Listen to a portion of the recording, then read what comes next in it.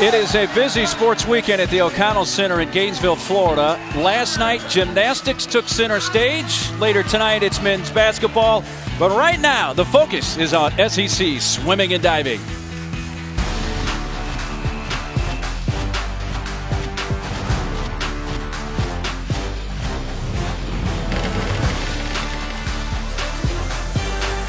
Welcome you to the O-Dome, the O'Connell Center Natatorium. The Auburn women have won the last 3 dual meets against Florida. Can they do it again? And we're off and running in the women's 200-yard medley relay. And lanes to watch, lanes 3 and 4. And this will happen fast. Don't blink your eyes. 200 medley relay. And think about this. Each swimmer only swims a 50, so it's going to happen very fast. And you're right, the race will come from 3 and 4. Auburn A-team in lane 3, Florida A-team in lane 4. Here's the exchange to the breaststroke. What a start for the Gators. That's Sheridan Russell, the senior. We'll learn a lot more about her as this meet goes along, but they gave Florida a huge lead, 24-2 on the start for the Gators. 3 seniors on that A-team for Florida, 1 freshman. Russell, one of those 3 seniors. That's so hard to make up in a 200 medley relay. It's so tough because you dig yourself such a big hole. It's almost impossible on a second lead to lead off. And this is a very important event because it's 11 points for first place, 4 points for second. To the butterfly, Talia Bates with the lead in lane 4 by about a body length. Now Auburn does have their best sprinter, or at least one of their 2 best sprinters, in Claire Fish, who's a senior. She can overcome that gap, but it's going to be too tough, I think. Fish, the senior in lane 3 for Auburn. Bella Garofalo in lane 4 is senior. And the touch, it belongs to Florida.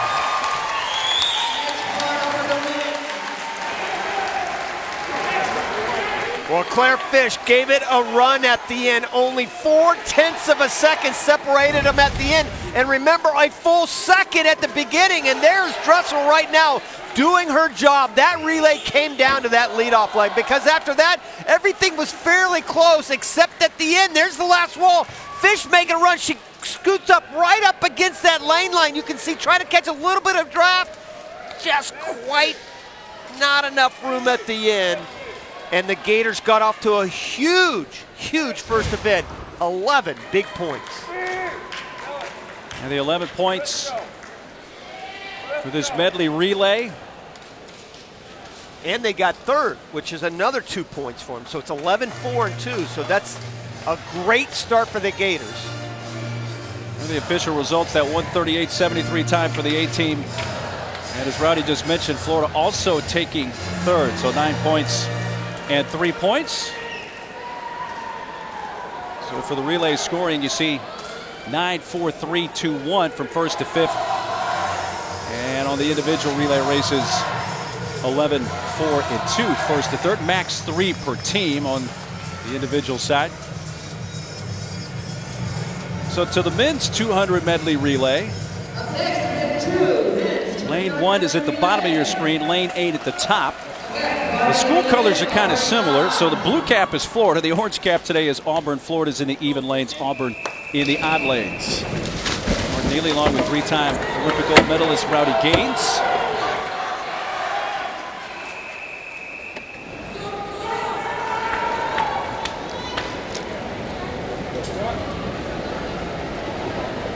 Take your mark. The Auburn A-team in lane 3, Florida A-team in lane 4, starting with the backstroke. And I think what we saw in the women's relay, Mark, we're going to see throughout the entire competition. This is a very tight battle between Auburn and Florida on the women's side. The men, obviously, Florida heavily favored, one of the top teams in the country. So Auburn needs to do whatever possible to be able to win this relay.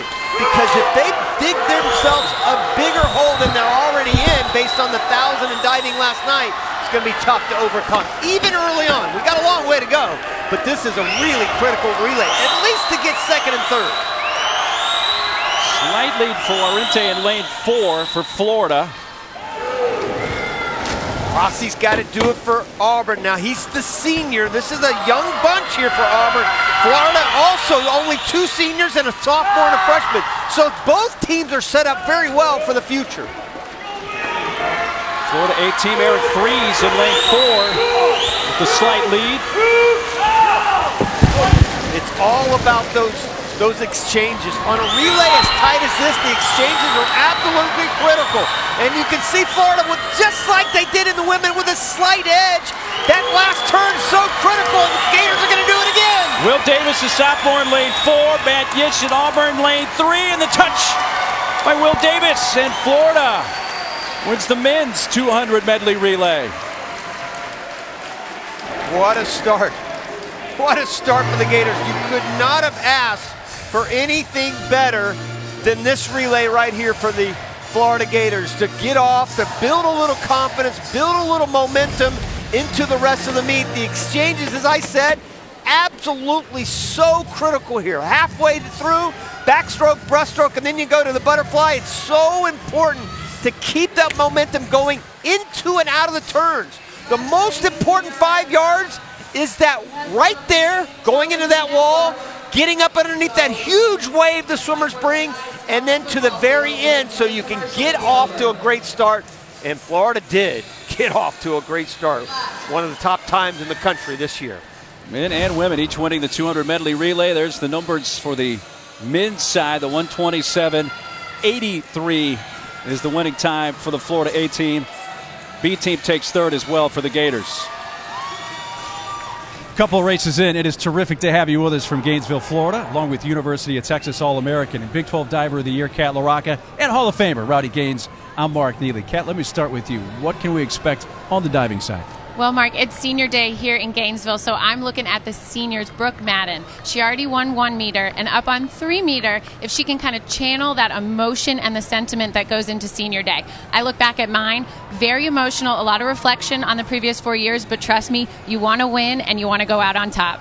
Rowdy, we're about a month away from the SEC championships. What's everybody trying to accomplish heading into that? I think, Mark, the big thing is to build some momentum. When you're talking about 3.5 weeks away, it's not that far off. And if you think this is not a rivalry, think again. The last 23 years, either Florida or Auburn have been the champs. So this is a huge opportunity for both teams, on the men's side anyway, to make a very big impression. Well, this dual meet actually began yesterday. The diving 1 meter for women, 3 meter for men, and the 1,000 free for both men and women. Let's take a look at the women's scoring. Right now, it's a 35-18 lead for Florida. And now we get to the women's 200 freestyle. And in lane 4, a sophomore, last year's SEC champ in the mile, first team All-SEC, Leah Braswell. Braswell has the fastest time in the country this year in that mile, 15:47. She has been just sensational, just a sophomore. Had a great freshman year, as you said, obviously. And now looking for a nice time here, dropping down to the 200 free. Again, it is senior day. Florida has 13 women seniors being honored and 11 male seniors on this senior day in Gainesville. Take your mark. We start to close in on the championship season. SECs, as we mentioned, a little less than a month away. NCAA's about 7 weeks away. You have to start peeling your eyes. Obviously, we do that a lot, Mark, but you start to look at the clock a lot here, because you start to look at those cuts for NCAA's. Automatic cut here, 142.9. So fast. Oh my goodness, that is so fast. But the B cut is 147.1. My guess is going to fall somewhere in between there. 144 low will probably make it back to the NCAA's. Not sure they're going to get those kinds of times here, but those are the times that you start to look for. Lane 3, Julie Mainen for Auburn is senior. Braswell in lane 4. Slight lead for Mainen. Well, Mainen, one of the top sprinters in the country. She came in as a heralded freshman, had a great freshman year, fell off a little bit her sophomore year, then came back her junior year, had a great junior year, and has been swimming well here. But she's much more known as a 50 and 100 swimmer. The rest of this field is going to come back on her a little bit, but she has built a big lead with only 50 yards left to go. But you see everybody starting to creep up just a little bit. Can she maintain that high velocity going into the last 50? Still a slight edge for Maynard. Off the wall for the last 25. Up there in 7 is Abby Webb, starting to look good now. Webb, a freshman from Auburn. Look And at a touch. How about that? Abby Webb, the freshman from Auburn, touches first and wins the women's 200 free. How about that coming out of nowhere, back half swimmer, Abby Webb from Canberra, Australia, and Aussie down under. She's down under. No, she's up top right there in lane number 7. Kind of completely out of it at that first half and started coming back. Mainin fell off a little bit at the end, and it gave her that opportunity. How about that? She's been 146.2, one of the top times in the country. Not quite as fast there, but a big win for Auburn. And Abby Webb, who just celebrated a birthday on Tuesday, and as Ronnie mentioned, from Australia, she tells us her family is safe and doing well with all the wildfires down in her home country. So Abby Webb, a freshman from Canberra, Australia, wins the women's 200 free. Elizabeth Beisel, fourth member of our broadcast crew, of course, swam here at Florida, and Olympic medalist. She's taking care of the deck reporting for us. And Elizabeth standing by with the winner, Abby Webb. Hi, we're down here with Abby Webb, the winner of the Turner Freestyle. Abby, you had an incredible last 50. What was going through your mind on that last 50, knowing you're here at the O-Dome as a freshman at Florida Senior Day? Well, going into the last turn, I felt like I still had something left, so I just gave it everything that I had left. So, how important is it for Auburn to get off on the right foot, especially it being Senior Day here today? Well, I always find that as a team, if we start off well, the energy just goes crazy, and then everyone supports each other more, and then we end up swimming really well. So, incredible race. Good luck the rest of the meet. We're back up to you. Thank you. Elizabeth, thanks. So, a bit of a surprise there. The freshman Abby Webb winning the women's 200 free. Now let's move to the men's side for the 200 free. Lanes 1 through 8.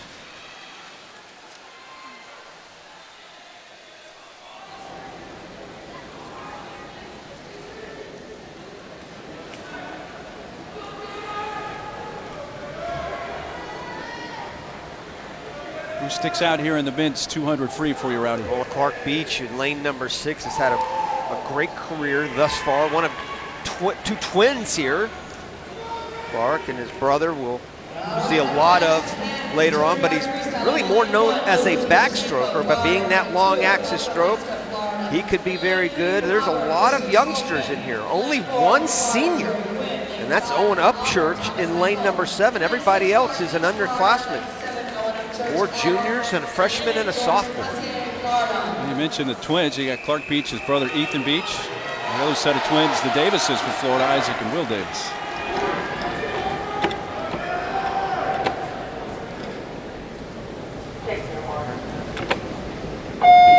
Odd lanes, Florida in the even lanes. You see a lot of orange and blue caps there. Florida in the blue caps. Auburn in the orange caps. Upchurch in lane 7 is the lone senior, as I mentioned. He's been 136 this year. Lane 1 at the bottom of your screen, lane 8 at the top. For Auburn, Christian Stoltzman, a sophomore, in lane 3 with the lead. Stoltzman right there, as you mentioned, just a sophomore. He's been 135.1, so he's got a lot of great, easy early speed. You can see him really good at utilizing that distance per stroke that you need. He's going to be out very quick. 47.1 on the way out. That's about a half a second faster than anybody else in the field. Good start for Auburn. Actually, Florida really has their best 200 freestylers being utilized in other strokes. Kieran Smith, Bakla, but their best 200 freestylers are not even in this race, so you'll see them a little bit later on if you're wondering where they are at. And right now, Auburn is kind of taking advantage of that. Florida right there in the thick of things. You can see them right there, not out of it whatsoever, but boy, this sophomore has really taken it to the field with only 25 yards left to go. Stoltzman in lane 3. Watch lane 6. Clark Beach as well. Now coming on in lane 4. Quinn, and there's the touch. Lane 3. It's Stoltzman of Auburn. 137.45 as Christian Stoltzman of Auburn wins the men's 200 free. Boy, this was, again, sort of like Julie Manin did for Auburn in the beginning. Used that early speed, had to get out there. He knew that the field was going to come back on him. It's a gutsy swim when you have to do that. And to be able to do that and hang on, that's the big thing. He hung on there. Everybody charging on, but that's a big win for Auburn because you have 9 big points to win that race. Official results for the men's 200 free. Stoltzman with Florida taking 2 and 3, and Heinzel of Auburn finishing in the 4th spot.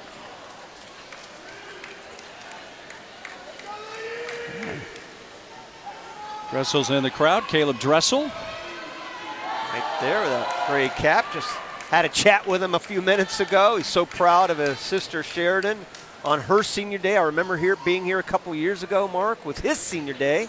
Had a chance to talk to his mom and dad earlier, and just an incredible family. It's so great to see both of these athletes swimming well. You know the credentials of Caleb and what he's capable of. A lot of people talking about being Phelpsian-like next summer, or this summer. Hey, it's not next summer anymore, is it? This summer. See his Sheridan's sister. good in her own right, trust me. Yeah, 3-time All-American. She's in lane 4.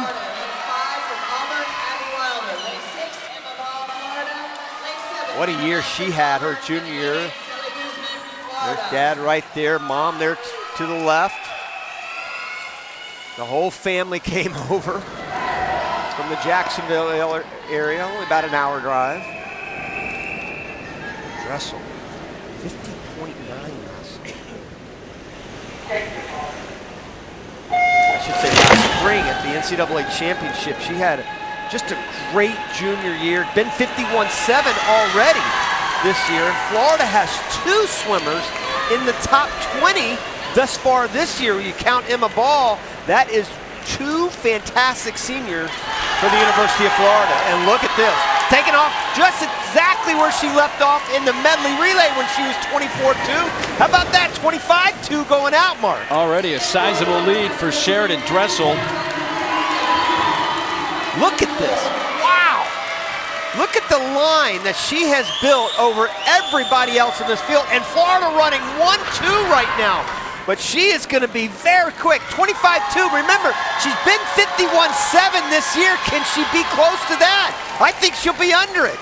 Now the race for second place. Emma Ball is going to touch second at Florida. And Sheridan Dressel winning it at 52.13. Boy, that's just a solid swim. And I'll say this a lot during the meet, but it is so tough to swim fast, to put up a time on the board 3 weeks before a big meet, 3.5 weeks. It's just so difficult because you're in no man's land as far as how you feel in the wall. There's Sheridan right there, off to a great start. She uses that great burst of speed off the blocks. That's the first 25, and that's in real time. And look at the finish. Blowing away the field by a full 3 seconds, 25.2, coming back in 26.9. That's a pretty good swim for mid-January. Florida takes the top 2 spots with Dressel and Ball, and Zanella Ozturk, that is, of Auburn finishes 3rd, and Sheridan is with Elizabeth. Sheridan, you wake up this morning, it's senior day, it is your last home meet as a Gator. You just win the 100 backstroke by almost 3 seconds. What are the emotions you're feeling right now? It still doesn't feel real. I mean, waking up and having the senior meeting with all the girls, it's just surreal, honestly, but I couldn't be happier to be on this team and to finish out my 4 years here, so it's amazing. You have a big family up here in the crowd today. What has their support meant to them? Dressel fam up there. What does that support mean to you? I can't even begin to express how thankful I am for them, and it just makes me so happy to see all of them up there. I mean, they've mean the world to me, so I'm so happy they're here. Well, congrats on the win, Sheridan. Keep it rolling. Well, Florida takes the top 2 spots in the women's 100-yard backstroke. We'll take a timeout. We've got the men's 100 backstroke coming up and more next from Gainesville.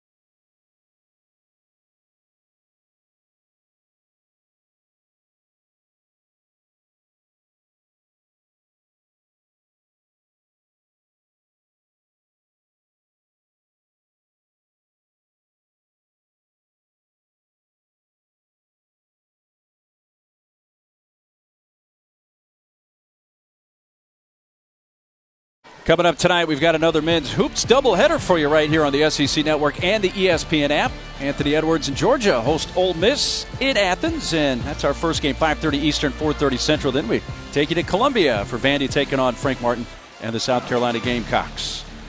While we were away, the men's 100-yard backstroke, and Kieran Smith, sophomore out of Florida, touches first as Florida takes first and third. Layden Smith of Auburn finishing second. And Dakota Mahaffey of Florida in the fourth spot.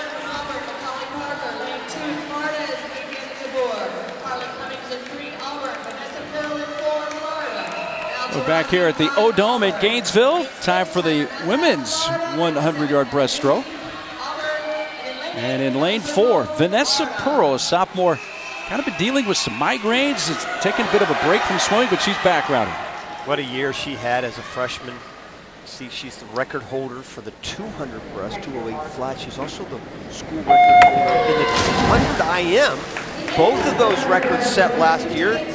Top 8 finisher in 3 different events at the SECs last year, including a runner-up position in the 400 IM. So she can really do it all for the Gators. And yes, she's had a break off, but I think this will help her. Saw her warming up yesterday, and she looked so good in the water, and she's looking good now. We're with the lead at the 50. A sophomore out of the Dallas area, McKinney, Texas. 28.8 on the way out. About a half second ahead of the rest of the field. The 208 and the 200 last year. That's her better event, but this is the go-to person for the Gators in the breaststroke. And why not? Look at this. Body length. Huge lead. Gonna win it running away. Ahead of Cummings in lane 3, Tarazi of Auburn in lane 4, and Vanessa Pearl right back in form. She's the winner of the women's 100 breaststroke with a time of just over 1 minute. Well, you're right back at it. Here's the halfway point, 28.8 going out right there. That's a good half second, 3/4 of a second ahead of the rest of the field there. And then look at that beautiful stroke, making sure she stays forward. Yes, she gets height, but uses that height to drive her head and her body forward. And then the finish, she's 32 flat on the back end, 28.8, 32 flat. Nice solid swim for Nessa Pearl. And we haven't seen the end of her whatsoever. No sophomore slump for her. Exactly. The final results and the 2-time All-American Vanessa Pearls with Elizabeth. Vanessa, another win for the Gators. It's not just senior day, but it's a great day for you. You're back in the water, you're healthy. Yes. How are you feeling about that race? I'm a little disappointed, to be honest. I wanted to be my best time, but still a good race. There's great competition out there, and I'm just happy to race today. Yeah. It's only January. You have nothing to worry about. How are you feeling heading into SECs? We're only 3 weeks away now. I'm very excited. Our team is very, very ready, and it's going to be really fun. Sounds incredible. Good luck the rest of the day, Vanessa. Congrats on your win. Thank you. These sprinters never fully satisfied, are they? There's always a little bit more. Nice race for Vanessa Pearl. Now for the men's 100 breast. Chandler Bray of Florida sits in lane 4, senior. What a day for him and the rest of these seniors here in Gainesville for Florida.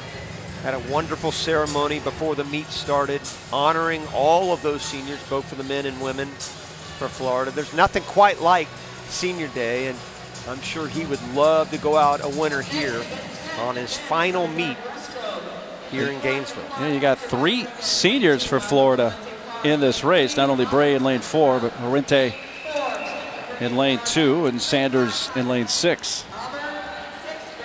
Auburn counters with a junior, Spencer Rowe, right underneath Bray. You see him in lane number 3 with that orange cap. He's been 53.3, so he's got a lot of great speed. This could be a good race here.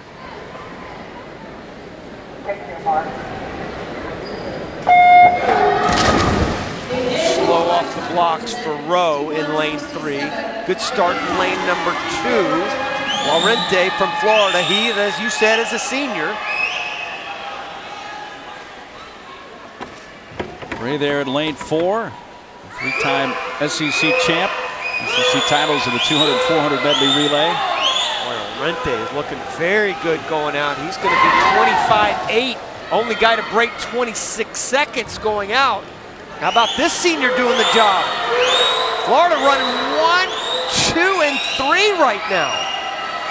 Well, Rente last year at SECs took 3rd in this 100 breast. He's got the lead. Boy, it is raining blue caps here the last 10 yards. The Gators are going 1, 2, and 3. Laurente wins it, followed by Sanders in lane 6. And Chandler Bray in lane 4 finishes 3rd. So the Gators sweep the podium in the men's 100 breaststroke. Boy, he just really was so solid from start to end. And one thing about the Gators here and Auburn, if you think about the winners and the swimmers that are commanding this race, it's the ones that are going out for it. You know, except for Webb in the 200 freestyle where she came on the back half, every single winner really has had to go out very fast. And you can just see what Horrente did. He went out quick, came home, 54.2, that's a winner. And then the Gators going 1, 2, 3. How about that? 16 points in one race. And Elizabeth is with Marco. Marco, Gators go 1, 2, 3. How awesome is that to do that in front of a home crowd here at the O-Dome? It's great. All the support for them. And it's better that we got all the seniors. 1, 2, 3. Yeah. What are the emotions today knowing that it's senior day and you get to get a win here? Great. One more last time. It's perfect. Well, you got a couple more events coming up, so good luck the rest of the day. Congrats on the win. And the three seniors sweep the podium for Florida. We'll step aside. More coming up from the O-Dome in Gainesville.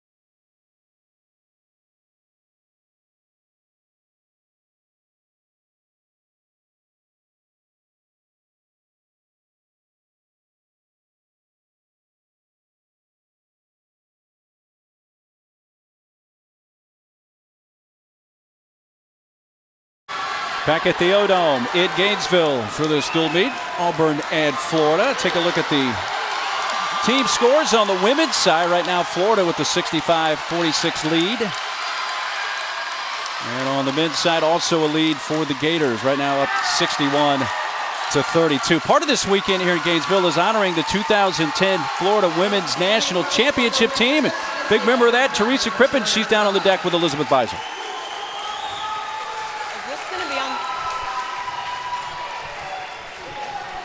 Here with Teresa Crippen. You come back to the O-Dome a lot, but this time it's special. It's the 10-year reunion of that national championship team. What are the emotions and the nostalgia that you're feeling right now? It's awesome to be back. We have about 10 to 15 people here from the team, here with all the coaches, so it's fun to see the current team be with the past team and everything that the UAA has done to the building and the facilities, and so it's fun to see how much the program has progressed. You were one of the key players on that Florida team. How awesome is it for you to be back on a senior day and see this home crowd here and be able to sort of relive what you lived a few years ago? It's the best feeling. There's nothing like being a Florida Gator swimmer, being in front of the crowd. So I just hope that all the swimmers are taking it in, because there is nothing else like it, especially being in front of the home crowd's the best. Do you want to get back in the pool at all? No. I feel like all swimmers say that. Well, Teresa Crippen, it's so great to have you here. Enjoy the rest of your day. Thank you. That last answer was classic. Hard to believe it's been 10 years since that 2010 national championship team for Florida. Their last and second women's national championship. Men's 200 butterfly now.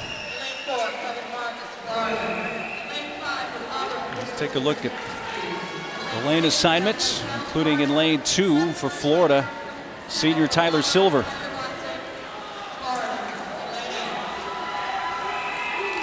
Another one of the seniors. There are 11 seniors on the men's squad for the Gators.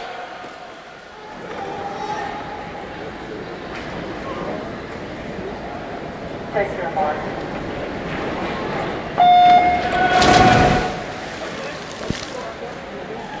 Miguel himself from Florida has been 145.2 this year. Down there in lane number 6, I should say up there in lane number 6, just a sophomore. We're talking about all these seniors that are doing so well. Both of these teams have a lot of great youth coming along. Now, though, these seniors have come to swim. I mean, why not? You know, it's a packed house right here. You said it's such a crazy weekend. We were here for the gymnastics meet last night where that place was packed. Baylor taking on the #1 team in the country in men's basketball, going up against Florida later on tonight. This is an exciting weekend here in Gainesville. There we go, Cancel in lane 6. As I said, just a sophomore. He's the guy that is the future for Florida in this event. As I said, has been swimming very well. Again, this is a guy that hasn't had that sophomore slump. A lot of times you will see freshmen that have had a great freshman year have a hard time coming back their sophomore year. This guy has done a great job in doing that. And Davis, right above him, or I should say right below him from Auburn, is also just a sophomore. He's been 147 flat this year. NCAA cuts 140.7. How about that for quick? Is the A cut. Obviously, it won't take that fast to make NCAA, but you got to bet you got to go 142 low to make it back to the big dance this year. And that's 25 here in the men's 200 fly. And in lane 6, sophomore Miguel Cancel touches first. The sophomore out of Miami wins it for the Gators. As Florida takes the top 2 spots. Janetsky of Auburn finishing 3rd. Here's the finish right there, the sophomore again doing the job. This is exactly what you wanted. And then at the end, how about a 1-2 punch for the Gators? They are just running away right now with this meet on the men's side. Florida men's won the last 3 dual meets against Auburn. They're out to the big lead here relatively early in Gainesville today. Miguel Cancel wins the 200 fly. There's the official times at 1:48.11. You mentioned Janetsky taking 3rd, but how about that? 5 of the top 6 belong to Florida, including the top 2, Cancel and Vargas. And Elizabeth with Miguel Cancel. Miguel, a 1-2 win for the Gators again. For you, what does it mean to win in front of this home crowd as the last dual meet of the year? I'm really grateful to be competing right now. A 1-2 win is very special for the Gators here at home, especially on senior day. I'm just really glad I could get the win for the seniors. You mentioned those seniors. What have they done for you? Have they been really good role models? What is it specifically that they've done for you in this career of yours? They've been the best mentors I could ever ask for. They're here day in, day out when I need them, and they're always giving me great advice on how to be more successful. Well, amazing swim, Miguel. Congrats on your win, and good luck the rest of the meet. Yeah. Elizabeth Miguel, thank you. A reminder that coming up on Wednesday, John Calipari at number 15 Kentucky. They host Vanderbilt at Rupp Arena. Kentucky's dominated this rivalry the last 7 years. They've won 6 straight, 9 of the last 10. It's on at 6:30 Eastern, 5:30 Central, right here on the SEC Network and the ESPN app. Let's get to the sprinters. Women's 50-yard freestyle. And in lane 5, Claire Fish of Auburn, a senior. We saw her anchor that relay earlier, almost coming back from behind to win it for Auburn. No doubt, along with her teammate, the other senior, Julie Maynard, they are a very strong 1-2 punch for the Tigers. They come in with the 6th and 11th fastest time in the country this year. Watch Talia Bates in 6 for Florida. Freshman, dark horse. She's been very quick this year as well, but because she's a freshman, does she have a little bit of a disadvantage?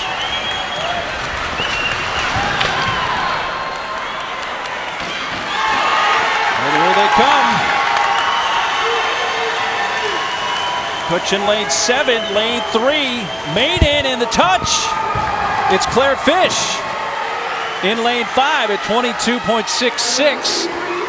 Kutch of Auburn in lane 7 takes second, and Maiden third. So how about that for Auburn as they sweep the podium in the women's 50 free. And there's nothing you want more right before the break and diving and to get that 1-2-3 finish and put themselves right back in this meet. And what a tremendous swim for all three of those Auburn swimmers. You never knew what was going to happen here. You talked about Bates, you talked about Fish, and then you talk about Maiden, but how about Kutch in lane number 7 for the freshman for Auburn? Doing the job up there, way up there on top. In 7, 1-2-3 finish, the turn so critical, and there they are up there in 7, slipping in there for second. That's Gary Taylor right there, the head coach, jumping up and down knowing, hey, we just did the job. That's what we needed. So big points for Auburn. They get 9 points for first, 4 for second, 3 for third as Fish, Kutch, and Maiden go 1, 2, 3. And Elizabeth is with Claire Fish. Clara, 1, 2, 3 for Auburn. You had your senior meet last week. Now you're at the Gators senior meet, but you still get the win. Is it harder coming into somebody else's senior meet and still be able to perform, especially in front of their home crowd? No, I don't think so, because Auburn, you guys are one hell of a cheer squad over there. You talk about that cheer squad. How awesome is it for you to have a cheer squad even at some place that's not your home? What do they mean to you? It's amazing. Our coaches are very involved in just like staying behind each other and getting each other hyped up, and they're amazing at it. I couldn't do it without them. Yeah, SECs is at Auburn in just a couple weeks. How hyped is the Auburn swim team for that, to be at home? We're so excited. We've been preparing all year and ready to show everyone what we got. Well, amazing swim. Good luck for the rest of the meet. Thanks, Claire. Yeah, the Martin Aquatic Center is going to host the SEC Championships February 18th through the 22nd. Here come the men's sprinters for the men's 50 freestyle. And Santi Grassi in lane 3, the senior two-time Olympian from Argentina. Been 19.2. That's a lifetime best. That's better than anybody else in this field. But how about the cut for NCAAs as you look at Santiago?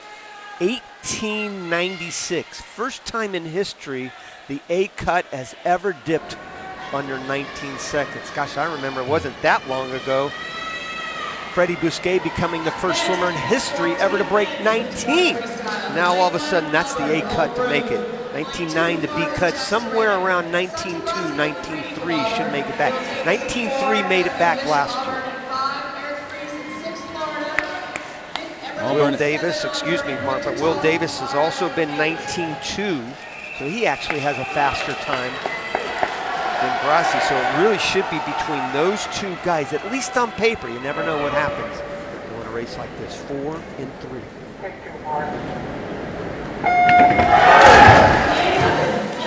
Grassi in lane 3. Lane 1 at the bottom, lane 8 at the top. Boy, both of them went into that wall dead even. Will Davis popped up first at the wall. He didn't get up underneath that wave, but it might not matter. Slight lead, Davis, and he touches first. Will Davis at 19.98. Grassi finishing second at 2014, and there's the winner, the sophomore Will Davis. Listen, it's not that fast of a time, but when you go under 20 seconds, it's always a thrill. I mean, he's the only swimmer in that entire field to break 20. 19.98. And he's going to be better and better and better as the season goes along. He's going to have a tremendous SEC championships coming up. 19.9. Here's the touch right there at the end. 20.1 for Grassi. He's right behind him, but that's a good swim for Will Davis. Already a winner on the relay. Here's the official totals for the men's 50 free. Under 20 seconds for Will Davis, and he's with Elizabeth. Will, champion of the 50 free, the only swimmer under 20 seconds. Before your race, it's the last home meet of the year. What are you telling yourself? I'm telling myself this is a very important meet for the Gators, and that every win counts, and that today is a special day, so the winning meet makes it even better. how important it is for you guys to keep that winning momentum heading into SEC's and NC's championship season. SEC's is one of our biggest meets, and that winning here, even though it doesn't make a difference in the end, it gives us the confidence that we need to keep our streak going for the next year. Well, I know you have a couple more events, so I'll let you go, but congrats on that win and getting under 20.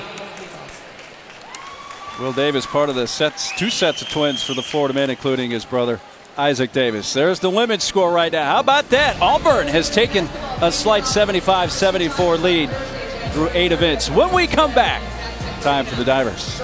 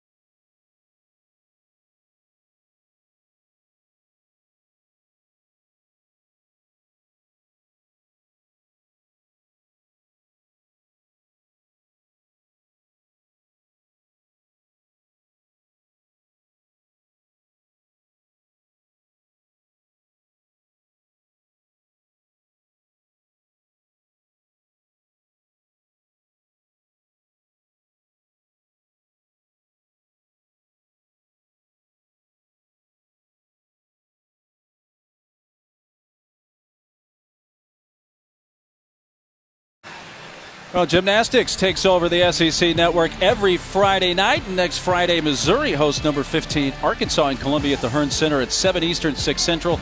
Then it's number 5 Alabama and number 8 LSU from Baton Rouge and the Maravich Center. Friday Night Heights also streams live on the ESPN app.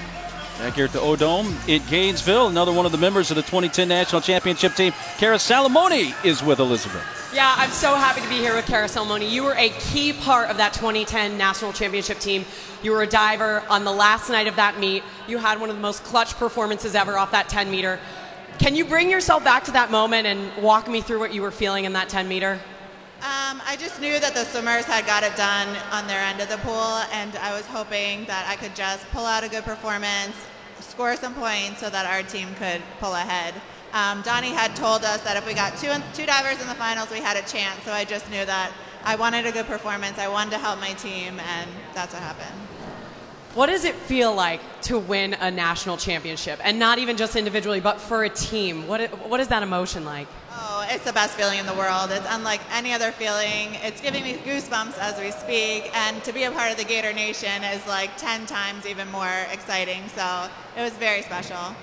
And how is it getting together with your teammates from 10 years ago, and how has life been since that? Oh, it was so fun. We all had our kids. We have a ton of boys. There's a lot of Gator baby boys over in the clubhouse, so it was so much fun, and it was so great to see everyone. So.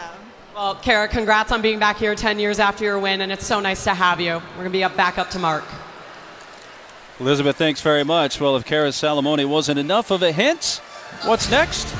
Time for diving when we come back from this quick break.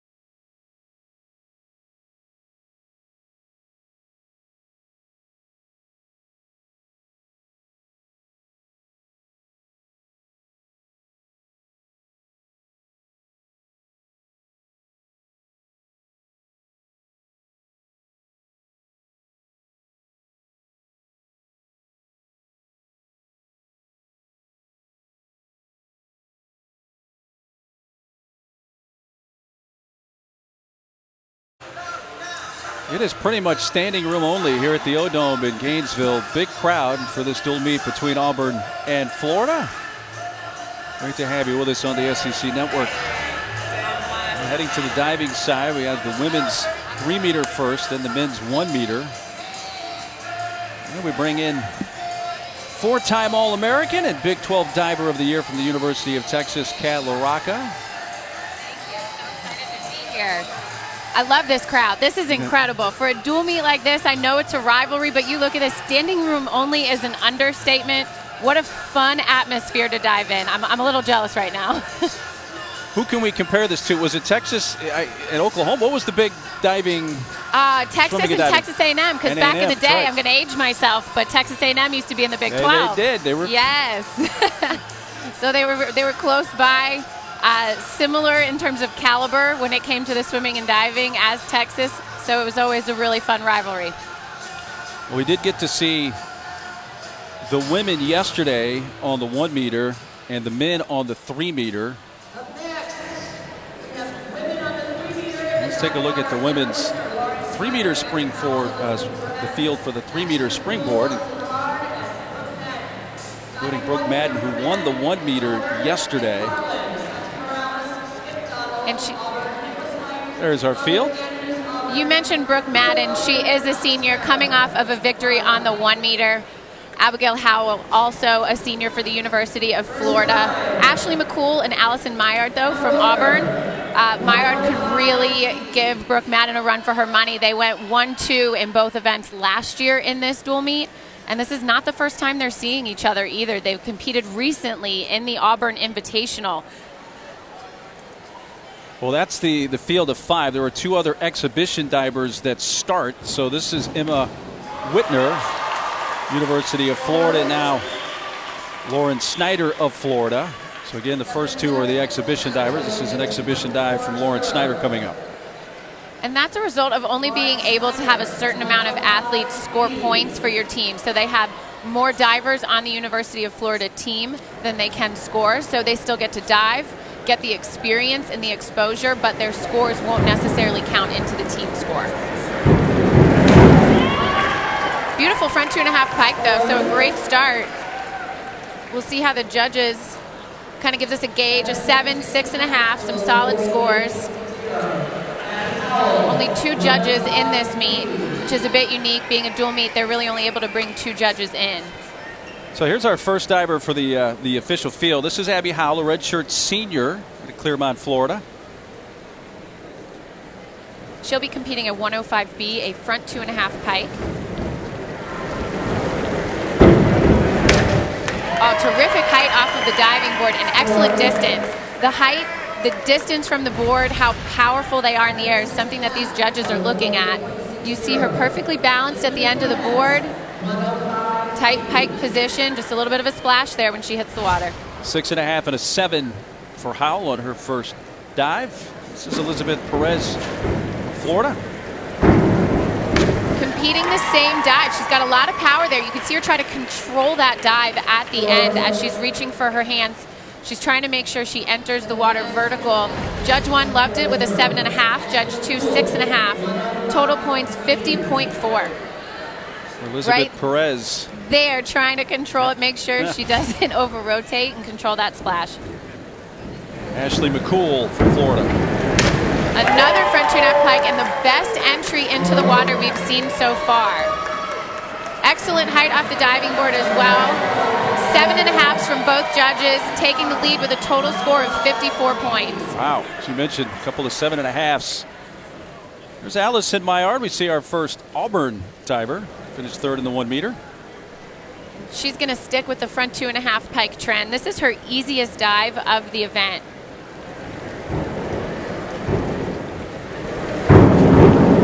Oh, her execution is beautiful. You see how much height she gets off of the board. She's actually able to come out of that pike position much earlier than the other athletes were because she just has so much height and momentum to complete that dive so easily. And a pair of 8s for Maillard on her first dive. She'll take the lead with 57.6 as we head into senior Brooke Madden's first dive.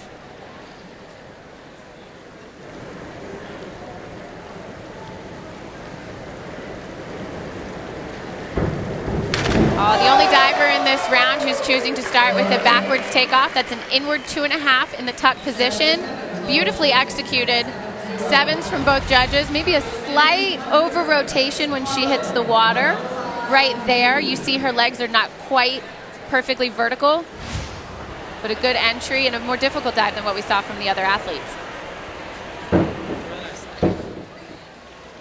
Here's the men's 1 meter springboard order coming up. It includes Skip Donald, Logan Andrews, Connor Pruitt of Auburn, and Nick Lydon, Alex Farrow of Florida. Here's the score so far. Right now, the Florida men, that big lead of 104 to 46.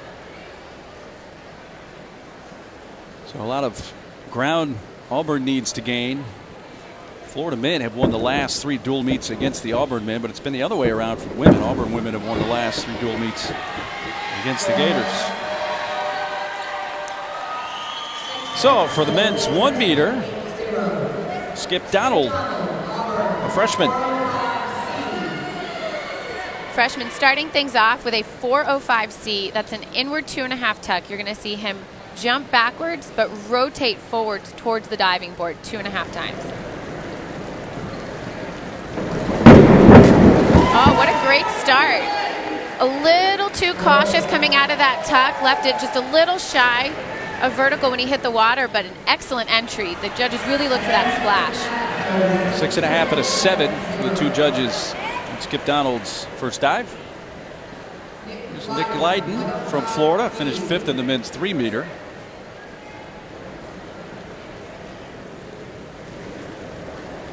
Nick will be doing a 105B, a front 2.5 pike. Oh, excellent takeoff. His feet are perfectly balanced at the end of the diving board, so he gets a lot of height off of the board. And when you're balanced on the end of the diving board like that, you kind of can go into an automatic mode, and your body just knows how to do that dive. Scores of 7 and 7.5 for the sophomore from New York. And Logan Andrews from Auburn. Competing the same dive we just saw from Leiden. Tries to control that entry a little too much. Excellent takeoff, had a lot of momentum in that flip. Comes out, reaches for the water at the right time. Judges loved it, 7.5 and 7.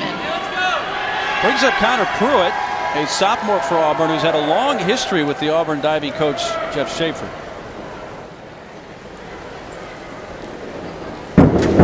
Pruitt was a former trampolinist, transferred over to diving, so expect to see a lot of power from him, some great twisting abilities. Right here, though, unfortunately doesn't have enough power off the diving board on that back 2.5 tuck.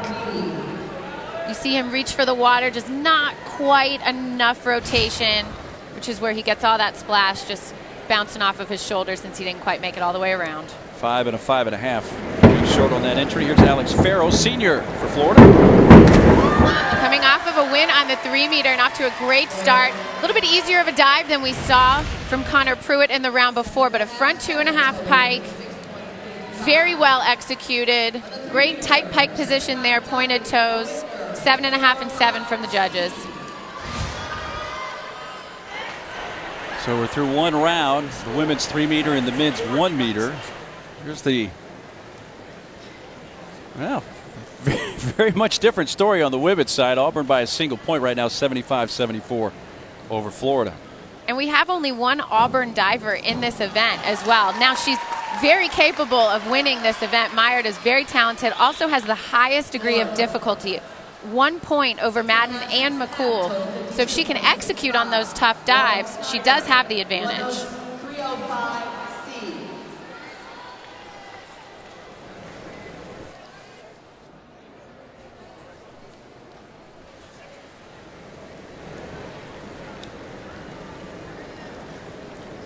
Lauren Snyder, she's one of the exhibition divers from Florida.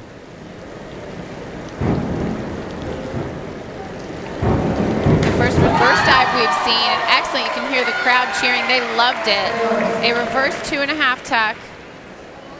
See if the judges loved it also. A couple of sixes. 50.4. She seems very happy with that. Saw her warming that up. That's the best one she's done all day. She must be excited. Here's Abigail Howell, her second dive.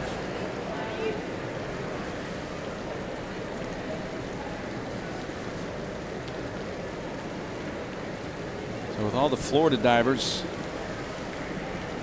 kind of have an internal competition going on here as well with the SECs right around the corner. Exactly. As we mentioned earlier, not every diver can score. Their team is bigger than the amount of athletes they're going to be able to bring to SECs. So here's a great opportunity to show their coach, Brian Galuli, what they're capable of and prove that they earn a spot on the team. A couple of 6.5s, a 54.60. Dive number 2 for Howell. Here's Elizabeth Perez.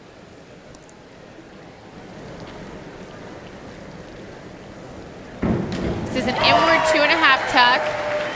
Beautifully executed. You can see her coach, Galuli, very excited about that, and he should be. Distance from the diving board is very important on that, and her distance was excellent. You don't want to scare anybody, but you also can't jump it into the middle of the pool. 7.5 and 7 from the judges because of that. Florida's Ashley McCool, her second dive. A couple of 7.5s on her first. And another inward 2.5 tuck. Judges are going to have some back-to-back dives here to compare things to.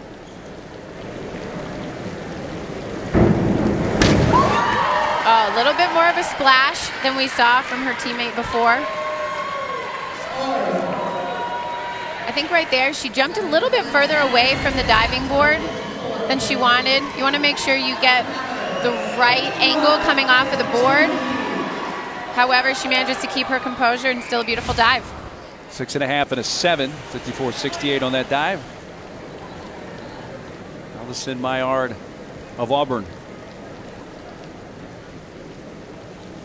This is the degree of difficulty I was speaking to. A front 2.5 with a full twist. DD is 3.0. Oh, she makes that look so easy. That's going to be huge. That degree of difficulty is a multiplier, that the judges' scores are added up, and that next score is multiplied by 3.0. Wow, 7.5 and an 8, a 69.75 score. That's going to set her apart and make things very tough for these Florida Gators to keep up with her. Yeah, Maillard's kind of flying solo out there. She is. On the 3-meter for Auburn. One of her teammates, I think, is home with the flu. Want to make sure we keep the team healthy with SECs a few weeks away. Brooke Madden's second dive. Oh, she's going to be disappointed in this one. A front 2.5 pike. I don't know if she missed her vertical cues or just didn't know her timing in the air well enough, but certainly comes out of that pike position a little too late, and the judges are going to take off for that over rotation that you see. 5.5 and a 6.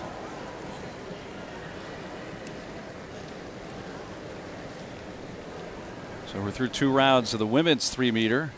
Now to round 2 of the men's 1-meter coming up. There's exhibition diver Nick Carlin of Florida. So let's look at the standing on the men's side in the 1-meter through 1 dive. You have Skip Donald of Auburn in front. His teammate Logan Andrews in 3rd and Pruitt in 5th. And the Florida divers Leiden and Farrow at 2 and 4.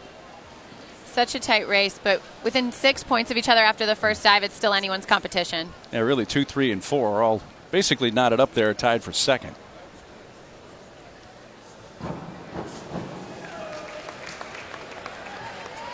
So round 2 of 6. Here's Skip Donald. Finished second in the men's 3-meter yesterday.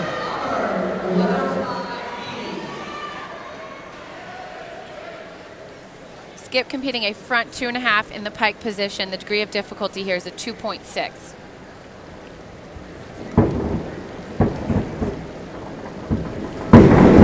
Oh, solid takeoff there. Maybe a foot or so a little too far out. You want to make sure that distance from the diving board is where you need it, but a very solid dive. Very balanced on the end of the board. Just didn't get quite the height he probably wanted. Squeaks it in a little bit there at the end, though. Both judges score 6.5 for Skip Donald on his second dive. Here's dive number 2 for Nick Leiden of Florida. This is a back 1.5 pike, but what you have to look at is that degree of difficulty is only a 2.3. So it's beautifully executed. He's going to see some excellent scores. Unfortunately, with some other divers doing more difficult dives, his total points may not be quite as high. 6.5 and a 7 total, though 46.58.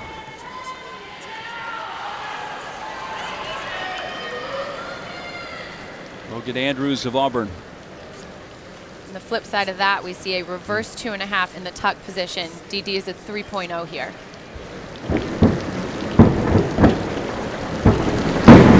Oh, little too much rotation, maybe a bit of adrenaline. Again, a big crowd here. Probably pretty exciting to be up there in front of all these people. Holds on to that tuck a little too long and over rotates it. 6 and a 6.5. Second round dive for Connor Pruitt of Auburn. Front 2.5 pike, and what I'm most impressed with here is that pike position in the air. That is such a tight pike. His chest is perfectly laid onto his legs.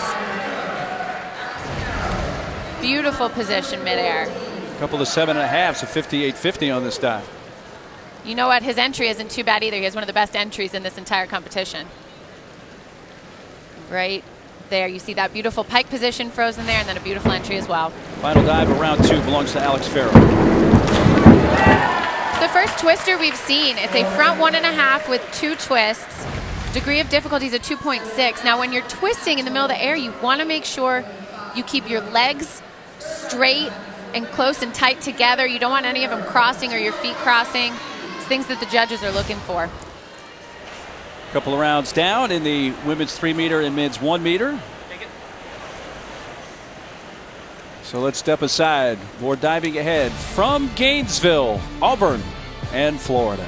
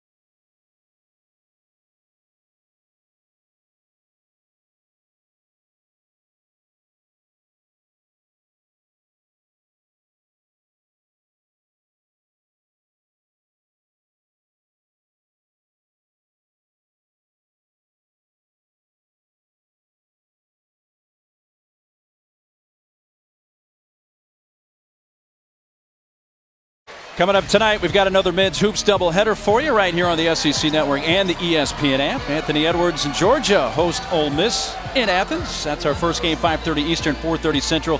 Then after that, we take you to Columbia as Vandy takes on Frank Martin's South Carolina Gamecocks.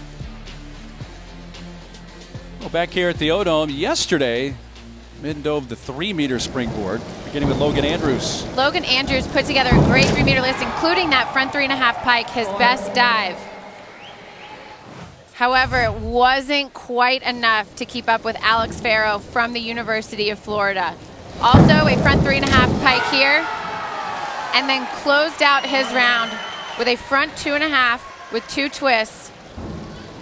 The most difficult dive we saw last night. Oh, I need a newer dive for him. The judges loved it. Some generous scores, 7.5 and a 7, and he is pumped. As Farrell won the 3-meter, but then Auburn takes places 2, 3, and 4 with Nick Lydon of Florida finishing 5th in the men's 3-meter springboard.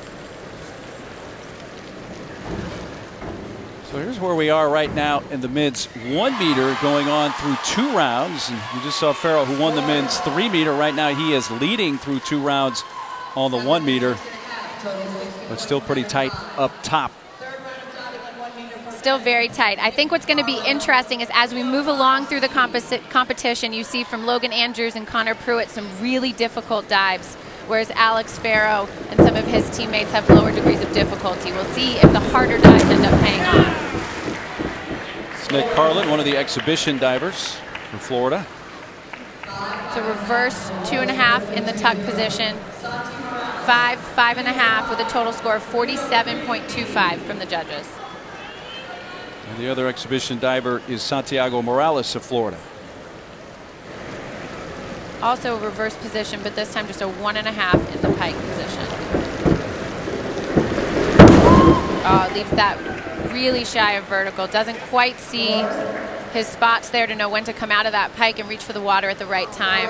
A lot of deductions from the judges, a 4.5 and a 4. Total scores were 30.6 there. So here we go, round 3. And the degree of difficulty for all 5 divers is a 3.0 in this round, beginning with Skip Donald. Makes it a nice even playing field. Right here we're seeing a back 2.5 tuck. I think probably the most difficult dive to compete down on 1 meter. Oh, maybe I'm right. Maybe he agrees with me. That was a little bit short, as you can see. Doesn't quite make this dive all the way around. This dive is tough. It is just pure strength. You do not have a lot of time in the air. You're only 1 meter off of the board. Really difficult for some athletes to make that dive all the way around, and he struggled as well. And 3.5 and a 4, 33.75 on that score is Nick Lydon. On the flip side, we've got a reverse 2.5 tuck. It looks somewhat similar, but the difference is you have all of the power off of that diving board. You can get a lot more height, a lot more speed into that rotation, so the velocity is much faster and easier to complete. His toes are crinkled over the end of the diving board. That can be a little scary, but keeps his composure. Excellent reverse 2.5. Logan Andrews finished 3rd in the men's 3-meter, back 2.5 somersault tuck.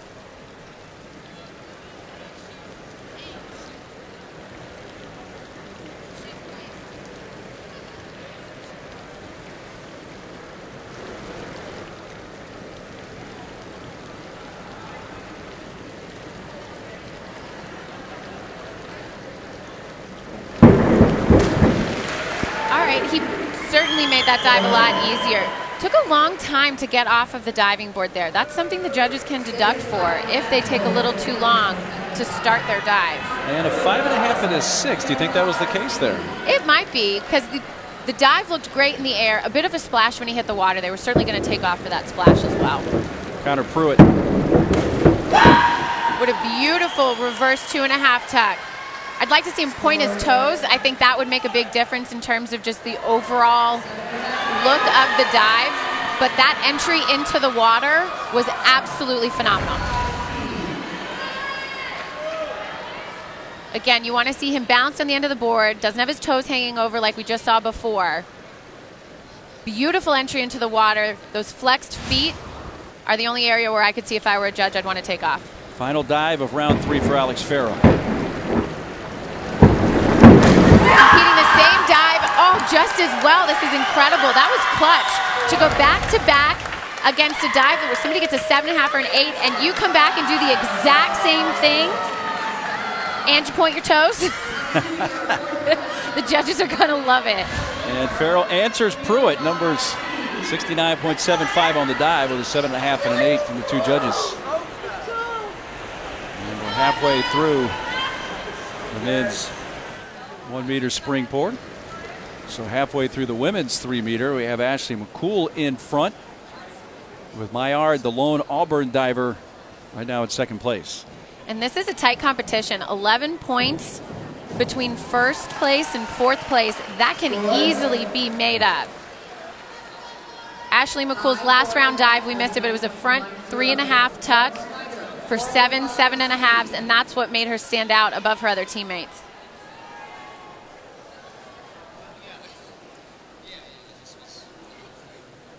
This is Lauren Snyder, who's the second exhibition diver. Starting round 4 in the women's 3 meter.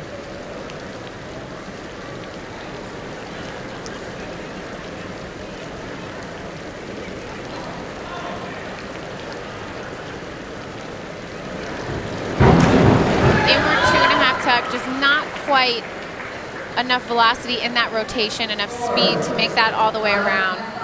Ends up hitting the water just shy of vertical, 5.5, 5 from Judge 2.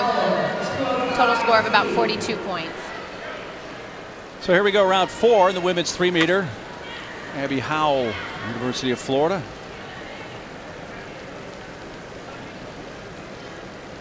Now Abby's a senior. She's really taken, I think, this moment in. She has her coach from growing up, Mark Ruiz, here, asked him to drive up from Orlando to join her family in watching her final dive here in this home pool.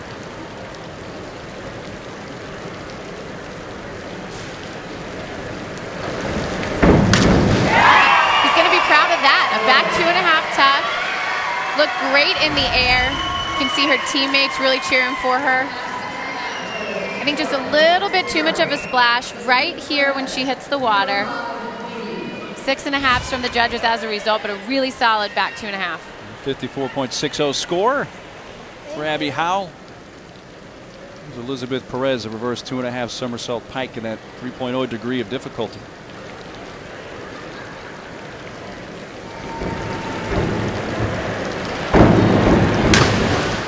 Oh, that's a tough dive right there. Reverse 2.5 pike, and it all comes down to the hurdle. She just does not get into that rotation quick enough, doesn't get enough speed in order to make that around efficiently enough.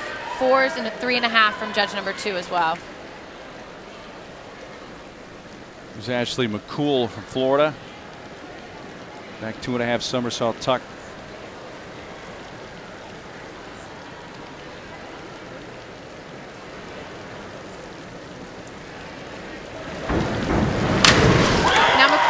Slightly easier dives. We've seen other athletes compete that in the pike position, which is typically more difficult. However, her execution today has been fantastic. Great position in the air. And what's most important here is the angle at which she hits the water. She's perfectly vertical, minimal splash. Big dive here for Allison Maillard. This is a 3.1 degree of difficulty, 3.0 that is. She's the lone Auburn diver. She can sneak up to the top. This would be big for the Auburn women. And they need this. We saw earlier, Auburn is just 1 point ahead of Florida. They need a victory here to keep them in the running. Oh, that's not going to help. Unfortunately, that's a back 2.5 pike that just doesn't quite have enough speed coming off the diving board to make it all the way around. She's going to be very disappointed there. It all comes down to that takeoff right there and how quickly and how fast you can get that flip rotating. She's just way too slow in the air, does not have nearly enough time to make it. It's really going to hurt Auburn's chances of taking the 9 points, winning the event. Now here's Brooke Madden.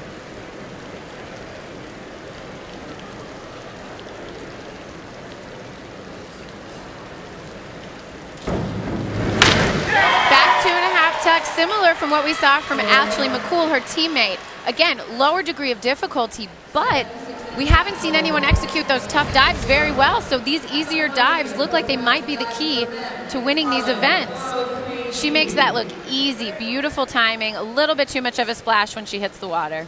6.5 and a 7 from the two judges for Brooke Madden. Let's step aside and take a timeout here in Gainesville. More men's and women's swimming and diving ahead.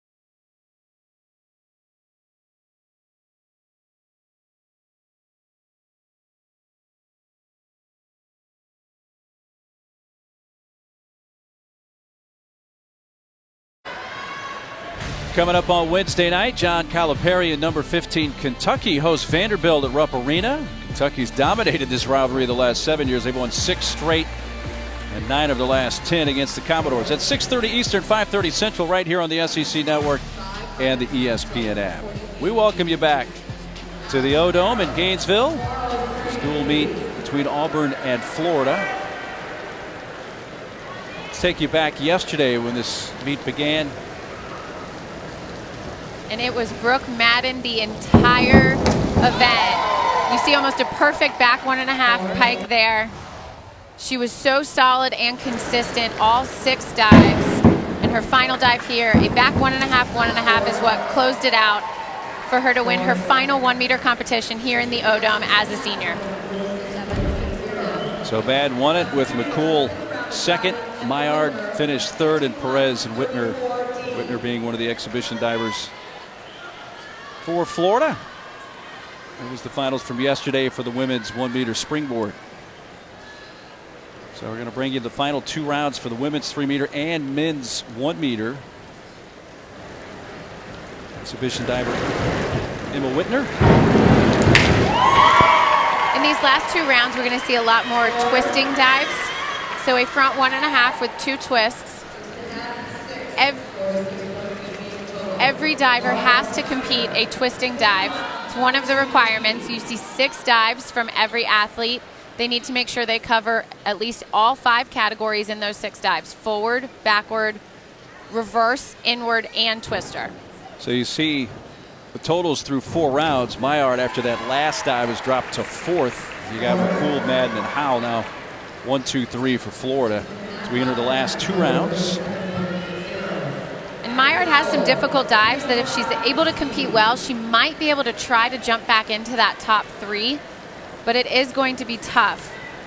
Madden wanted to finish out her senior year. Howell, same, wants to make sure she closes out her senior year on such a high note. And McCool really seems to want to keep up with her teammate. She seems really driven by her second place finish on the 1 meter, see if she can top her teammate. A little friendly internal competition here on 3 meter. Inning round 5. Howell right now in 3rd place. Reverse 2.5 tuck. She looks a little hesitant on the end of the diving board. Plenty of momentum in that rotation though. Just comes out, sees her spot maybe a hair too early. 5.5 and 5 from the judges. Elizabeth Perez, forward 3.5 somersault tuck. Oh, look how much height she gets off of the diving board. All of that is coming from her hurdle. That build up to the end of the diving board where she's able to almost double bounce herself and get a lot of height and speed into that front 3.5.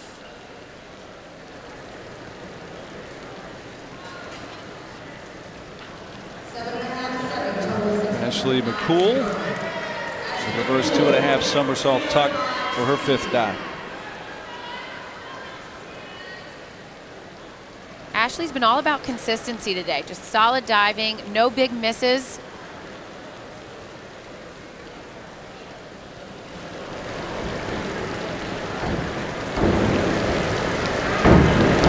Oh no, that started in the hurdle. At the end of the diving board, she's leaned forward. All of her weight is forward on the end of the diving board, and it is so difficult to come back from something like that. I give her a lot of credit for going for that dive, honestly. You see her toes over the edge. All of her weight is far too forward. There she goes right out into the middle of the pool, and making 2.5 rotations when that's the angle of takeoff is almost impossible. She was in the lead entering round 5, but now Allison Maillard trying to come back after bad numbers, dive number 4.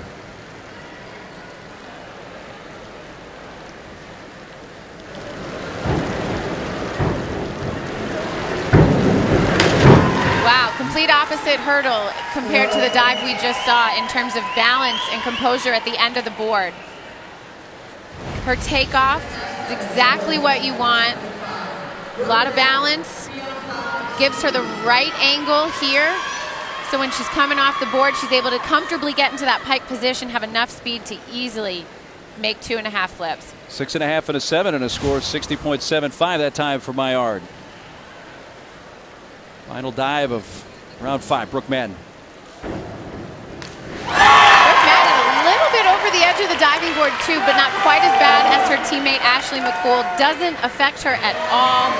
4 years of experience in this pool. She is calm and collected when that happens. Still manages to get into a great tuck position in this 2.5. You see her just still a little bit over the end. Doesn't matter. Takes a deep breath, sees her spot perfectly, and that entry is what the judges are going to remember. And with that dive, she takes over the top spot after 5 rounds. She's going to be the leader going into the final round. So a big dive there for Brooke Madden. She won the 1 meter. She's got a chance to win the 3 meter. Now the men's 1 meter through 4 rounds as we get ready for round 5 is led by Alex Farrow, who won the 3 meter yesterday for the men. But Auburn 2, 3, and 4, Pruitt, Andrews, and Donald. Who's got a chance to make a move here? This is a tight competition, but I would say Pruitt has the biggest opportunity here to make a move. His last 2 dives are 3.2 and a 3.0. That kind of degree of difficulty could certainly help him catch up to Alex Farrow. And here we go into round number 5 for the men's 1 meter. Skip Donald of Auburn finished second in the 3 meter. Another twister here. We see a reverse 1.5 with 1.5 twists.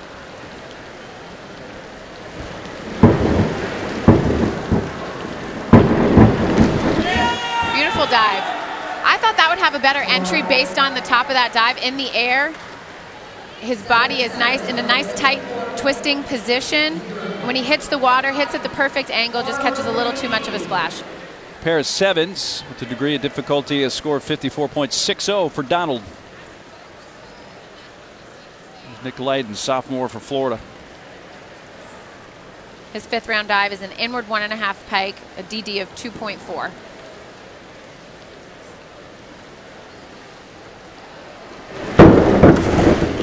Terrific dive. Great angle off of the board. Distance is very important on an inward. Want to make sure you're not too far back, but also you certainly don't want to nip your toes on the end of the board either. Excellent distance and excellent entry as well. Pair of sevens, score of 50.40. Logan Andrews.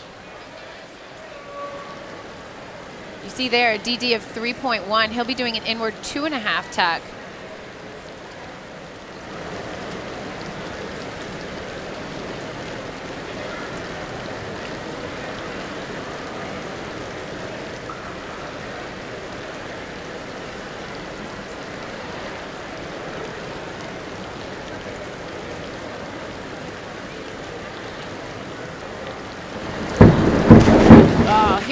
He almost makes it too easily. A lot of speed in that rotation, but can't quite control it. Reaches for the water way too late. You see here, no problem making this dive all the way around, but can't come out of that tuck so late and reach for the water. You end up over-rotated. Pair of 5.5 for the scores, 51.15. Here's Connor Pruitt.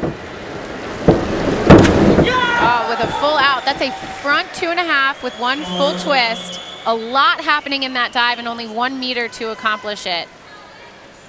Makes it look pretty easy, though.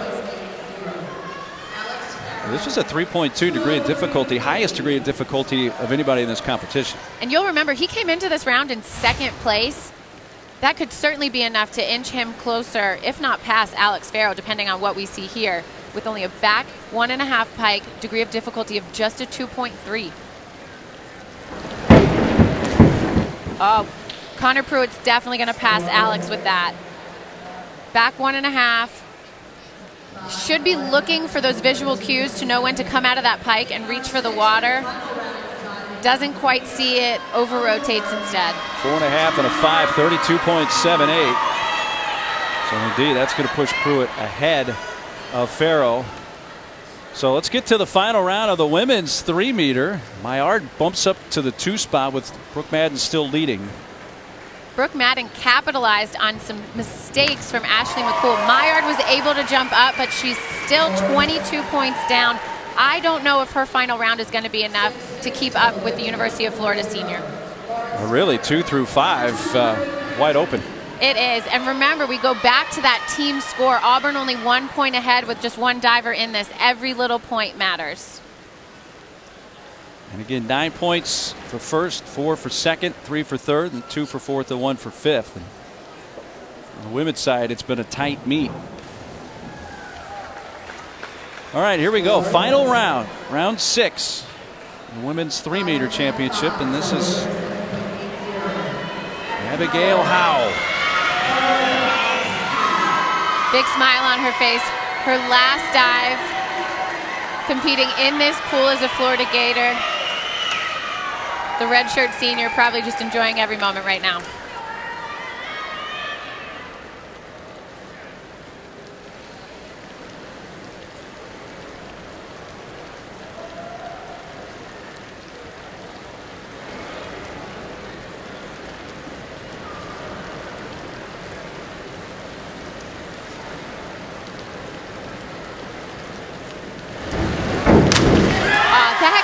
To end her college career, and you can hear her swimmers cheering her on, her teammates on the diving boards excited for her.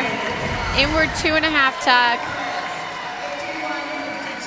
Cuts it a little short on that takeoff. You see her bend her arms as she gets into her tuck instead of getting a full amount of jump off of the board. Still makes that dive all the way around and hugs from her teammates. Finishes at 301.35.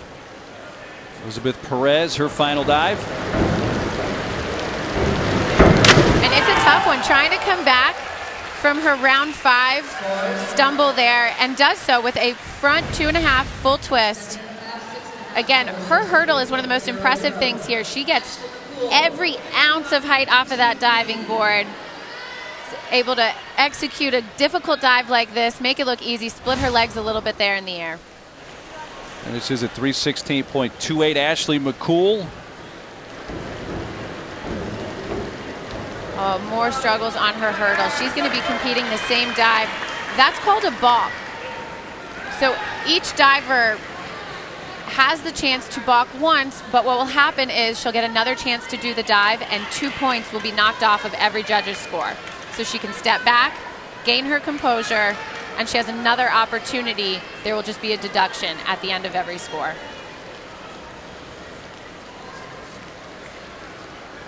They still score the dive exactly as they would on its merits. 2 points will automatically be deducted after they've scored the dive.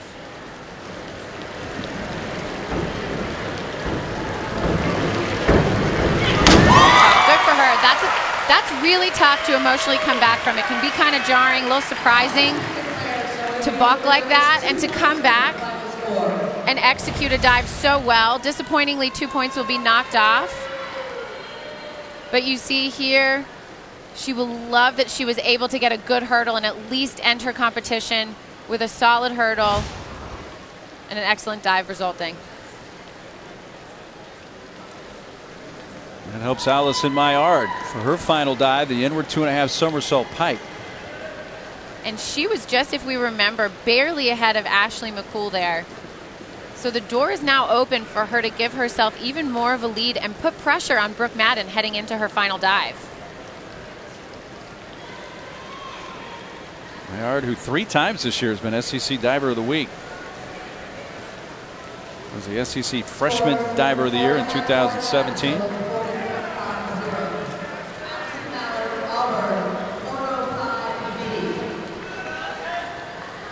The final dive for Allison Maillard.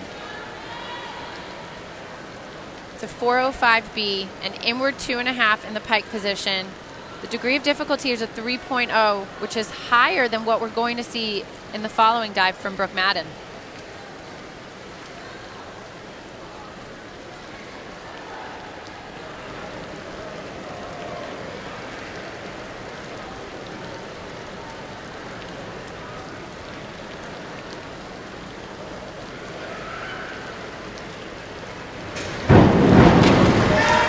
That would be more than enough to keep her ahead of the other University of Florida divers. Now, Madden had a 22-point lead.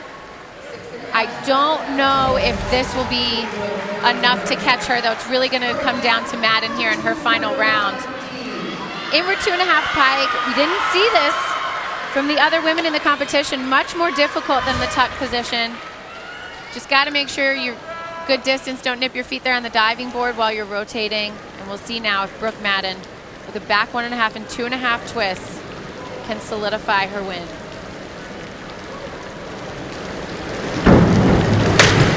That'll do it. She already had a lead, and even if she didn't, that might have been enough. Wonderfully executed. Tight, twisting position in the air. Her diving is very elegant. The execution is technically sound, but even more so, it's just very graceful and beautiful to watch. And then that entry into the water is all she needed. Enough to win it. 7.5 on that final dive, and Brooke Madden at 337.35. She won the 1 meter. She wins the 3 meter as well here in Gainesville. With Maillard finishing second and Elizabeth Perez of Florida third. You see these emotional hugs for the seniors. Their final meet, final dives here competing as a Florida Gator. Brooke Madden is able to enjoy every minute of it, winning not just the 3 meter, but also the 1 meter last night. And she did so with consistency. Solid diving, which is exactly what Coach Brian Galuli wants to see at this point in the season, heading into championships in just a couple of weeks. Maillard just hung on to second place ahead of Elizabeth Perez, who finished third. So that's the final results for the women's 3 meter diving. Again, Brooke Madden wins both the 1 meter and 3 meter. We get to the final round of the men's 1 meter.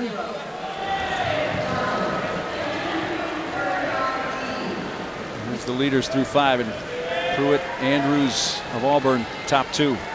Yep, we saw degree of difficulty take over in round 5, and that is what put Connor Pruitt and Logan Andrews ahead of Alex Farrow. Freshman Skip Donald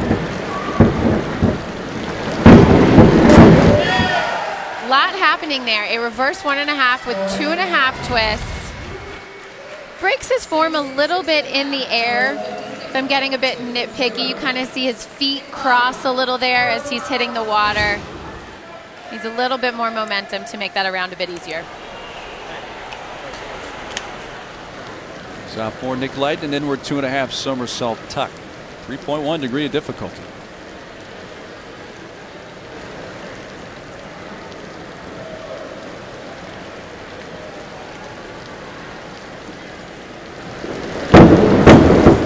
You mentioned the 3.1 DD. That's his most difficult dive of the competition. He likes to finish with it.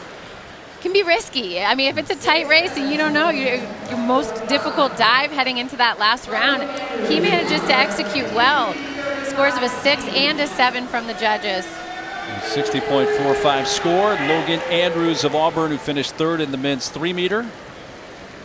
His final dive is a reverse 1.5 somersault, 2.5 twists with that 3.0. All of the Auburn men competing the same final round 6 dive in this reverse 1.5 with 2.5 twists. Degree of difficulty is a 3.0.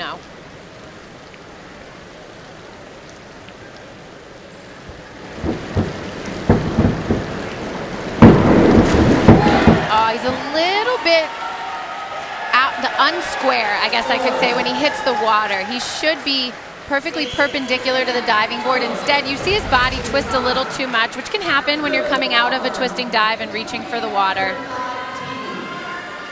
Otherwise, great twist in the air. You just want to make sure when you're hitting the water you don't see both legs like that. Oh, not a problem, though, for his teammate, Connor Pruitt, the former trampolinist. Very comfortable with any kind of twisting dives.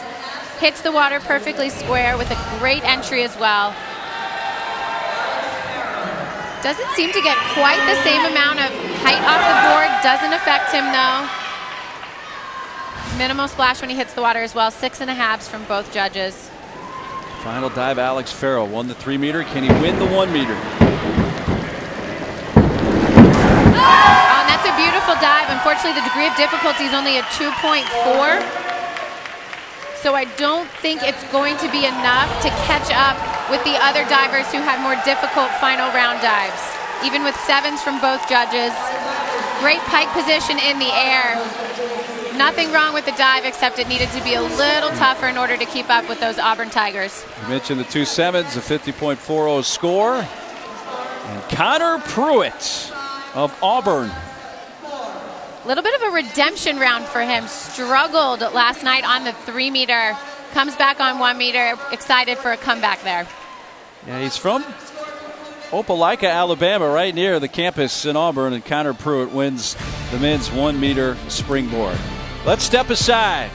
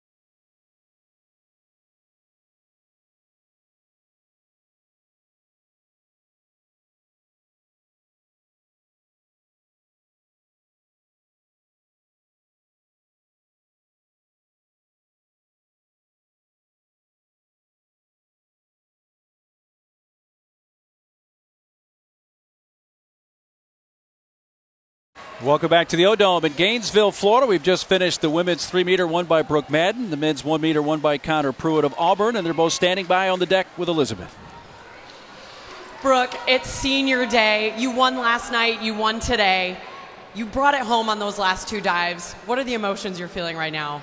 They're pretty high. Today's been a very emotional day between the other seniors and I and all the girls on the team, but I was just happy to come out here with my teammates, and they're so supportive of me, and we got each other's back, so it feels great right now.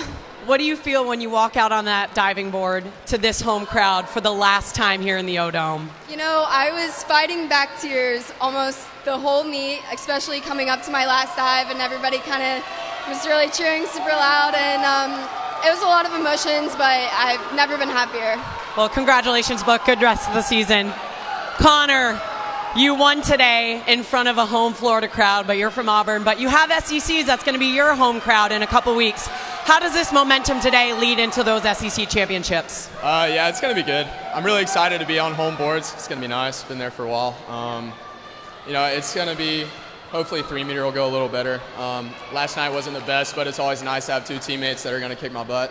Alex had a really good competition as well, so that's good for him on senior day. But pretty happy with the score I'll put out today. So if I can just make some corrections, then I'll be pretty set. Yeah. Well, good luck at SECs in a few weeks, and congratulations on the win, Connor. Thank you.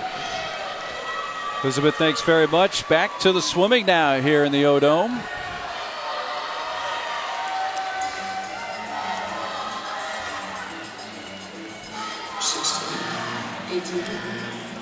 Up next, the women's 100 freestyle. We've had a scratch, Talia Bates. So now Gabby Hillis is in that lane 4. And Tori Bindi in lane 2 for Florida also.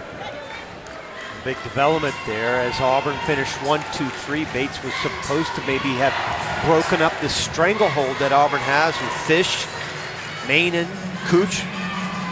This is a huge event here. I mean, Webb from Auburn, the freshman, won the 200. Fish won the 50. Garofalo from Florida, the senior, was the anchor on that victorious medley relay. So this is a big event for Auburn coming off that break with the diving. They lost the lead on the diving. Now is a chance for them to make a little bit of noise here. The qualifying time is 47.18 if you're interested in that. 48.5 made it back to the NCAA championships last year. 49.5 is the B Cup. Fish, Mainen, 2 of the top return swimmers from that Auburn squad a year ago. Erica Brown, certainly the class of the SEC right now from Tennessee.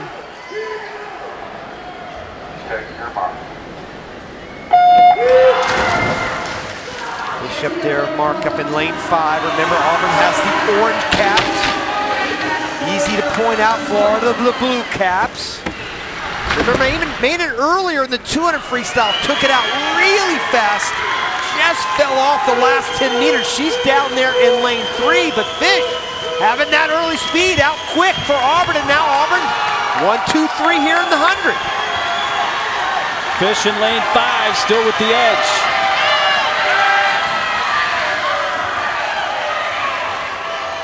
Bindi up there, who was a late replacement, kind of riding that coattail right there in lane number 6. Trying to catch Fish. She might be able to break it up, though, and here she comes. Mainen in lane 3, making a late push, and there's the touch. Claire Fish in lane 5 wins it, the senior from Auburn, with Mainen finishing 2nd and Garofalo 3rd. So Auburn takes 1-2. How close was that, though, between Garofalo, Fish, and Mainen? You're talking about 11/100ths of a second separated 1, 2, and 3. Garofalo, I said it was Hillis. It was actually Garofalo that made the late charge at the end. This is the halfway point. There are Mainen and Fish. Fish right in 5, but not out of it. Right above Fish was Garofalo. There's Fish right there. You knew she was going to have that early speed. She won the 50 earlier. And how close was this? There she was, Garofalo making that charge, but no, it's a 1-2 finish. And Auburn desperately needed that. And that might just have put them back in the lead now on the women's side. This women's meet going back and forth the whole way. See how tight it was between the teammates. Fish winning it at 49.14 and Maynard right on her tail. And Claire Fish, we visit with her once again down on the deck with Elizabeth. Claire, back-to-back wins for you in that 50 and 100 freestyle. What did you do between that diving break and now to make sure that you got those 2 wins? It's all about the good music. And the warm down, of course, right? Yeah. For you heading into SEC championships, what does this momentum mean for you really leading into those? It's good. It feels like a good setup and ready to swim again. Well, what music are you listening to, by the way? I have a playlist. Like a little bit of rap, a little bit of, yeah, you know. Well, congratulations, Claire. You're doing amazing. Great job. According to Claire Fish, it's the music and also all the Auburn fans that are here to cheer that have helped her win those races today, including that 100 free. So the men's 100 freestyle, set up the lane assignments for you. Again, Auburn in the odd lanes, Florida in the even. Jerry Quinn in lane 4, Armstrong in lane 5 for Auburn.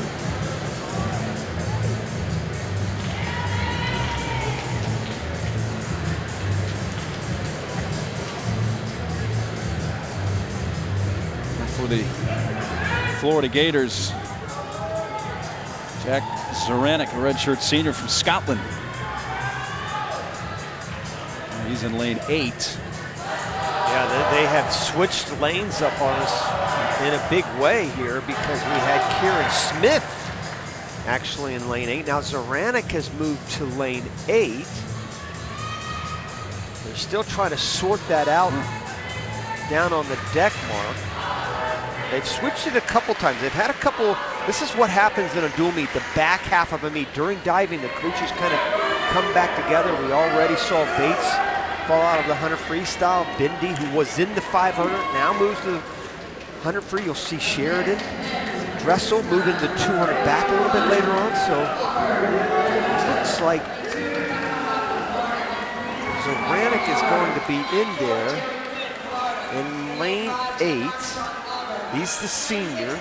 Smith, though, is the one to watch. He's the sophomore from Florida and one of the best all-around swimmers in the country. Waiting to be official. You can't really tell with their caps. Smith is actually in lane 6.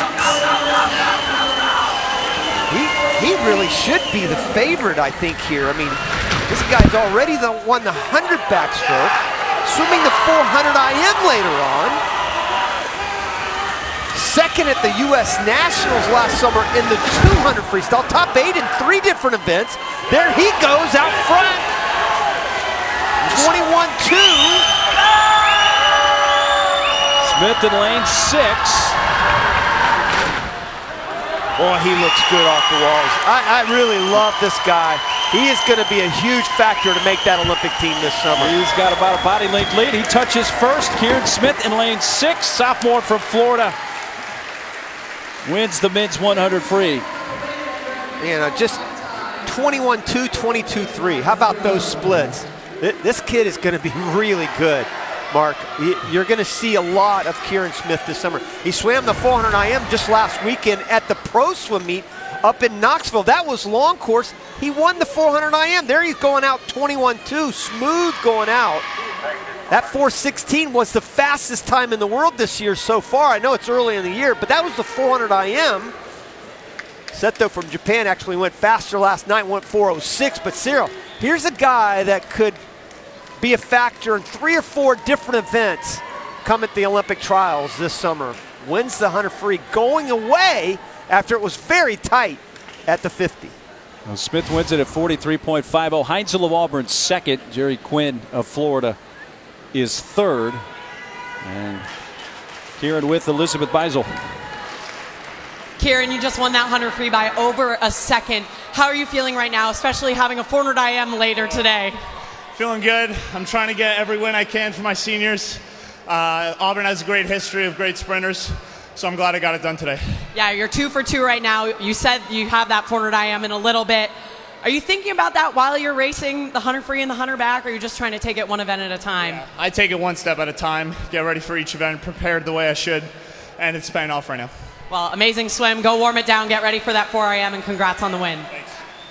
Karen, Elizabeth, thank you very much. We come to a break. Don't go anywhere. More ahead from the O-Dome in Gainesville in this dual meet between Auburn and Florida.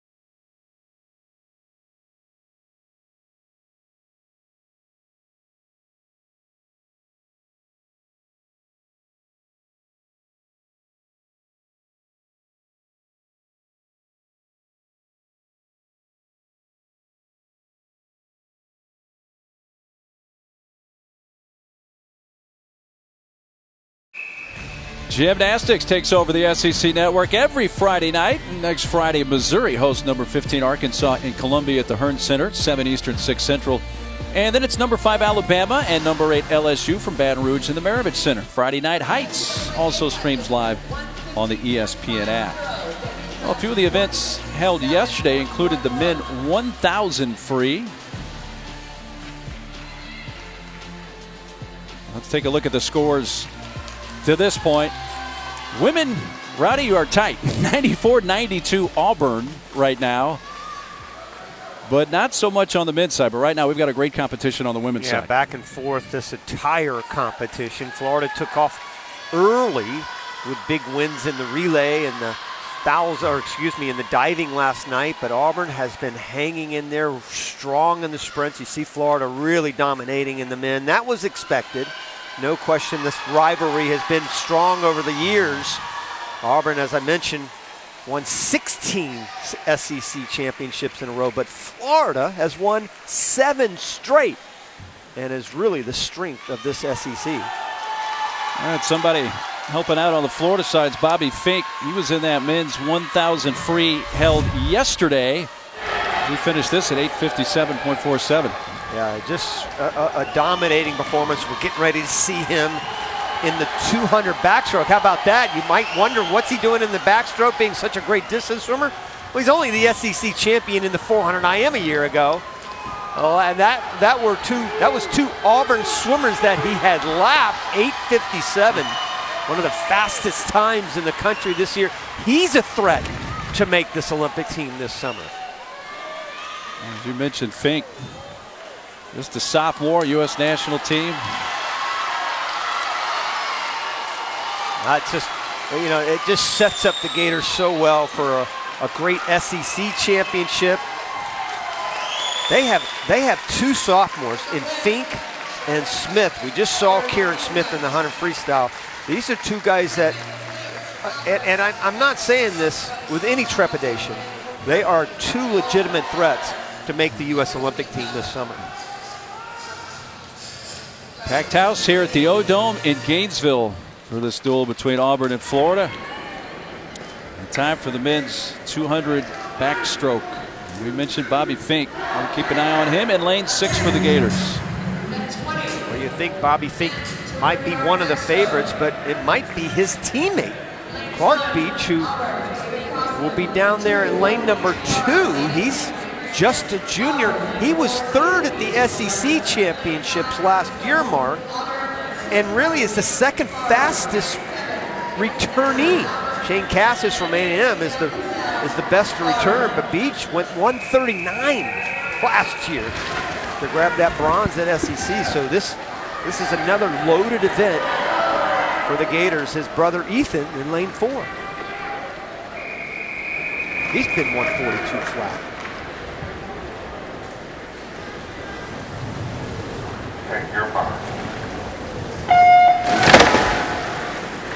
This is an event that I don't think Fink will swim at the Olympic trials later on, and he definitely won't swim this event at the SECs or NCAAs. He's got the mile.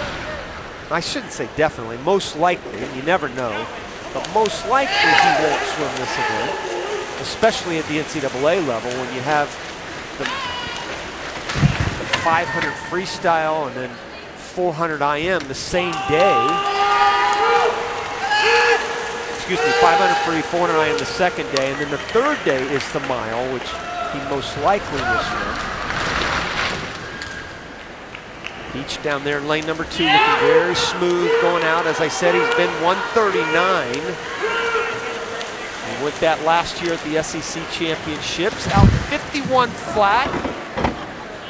Ink way back there in 52.7. 51 flat. Leighton Smith doing a really fine job, the freshman from Auburn. He's been 144 flat. This is a kid that's going to get better and better. Auburn very young in this field. They've got 3 freshmen, Smith, Stoffel, and Edwards, all freshmen. So Coach Gary Taylor is really building this program. But it is a young team that Auburn has right now. Clark Beach with the lead by just over a body length over Leighton Smith, who's in lane 3. And looks like Beach is extending that lead here. Yeah, Gators on track to finish 1, 2, 3. Again, can Smith do it? Nope. Another great finish for the Gators. You're seeing a lot of that here. A lot of 1, 2, 1, 2, 3 finishes. It looks like they do take 1, 2, 3. Beach first, with Fink second. Get my Beaches here. Clark Beach first, his brother Ethan, twin brother third, and Leighton Smith of Auburn comes in 4th. Yeah, qualifying time last year at 1:41.3 made it back, so they're a little off of that, but certainly Beach going 1:39 last year, he's certainly going to be able to make it unless something crazy happens. Well, just a few moments ago prior to the break, women's 200 backstroke won by Sheridan Dressel of Florida. And for Auburn, they had Osturek second. And that's an important substitution. She originally was not supposed to have swum that event. So having this meet so close between Florida and Auburn, this was a brilliant strategy by Coach Jeff Popple and the rest of that Florida staff by plugging her in there in that 200 backstroke, taking her out of the 100 freestyle and putting her in there, and then winning it going away. Huge victory there for Florida. And now that puts them back into the lead. So there's the men's 200 backstroke. The finals that you just saw, Clark and brother Ethan 1 and 3, Bobby Fink 2. So Florida sweeps the podium with Leighton Smith, the best Auburn finisher, 4th. Big event coming up here for the women. So we start to close in on the final of this meet, Mark. Women's 200 breast. The senior Fertel for Auburn in lane 6. He's the lone senior in this race. Yeah, very young field. And you're looking at the clock. 2:06.8 automatic. 2:09.7 was invited back last year. Now, Vanessa Pearl went her lifetime best as a freshman, 6th at the SEC championship. I think she's going to move way up here when we get to Auburn in about 3.5 weeks. She went her school record 2:08 at that meet. Already won the 100 breaststroke earlier. This is going to be an event that Auburn really has to hope for a 2-3-4 finish to balance that out. You got to remember, 9 points for first. So if Auburn somehow can get second, third, and fourth, that kind of evens things out. That's 9-9, and then Florida would grab that 5th position, so they'd only be up 10-9 in this one race.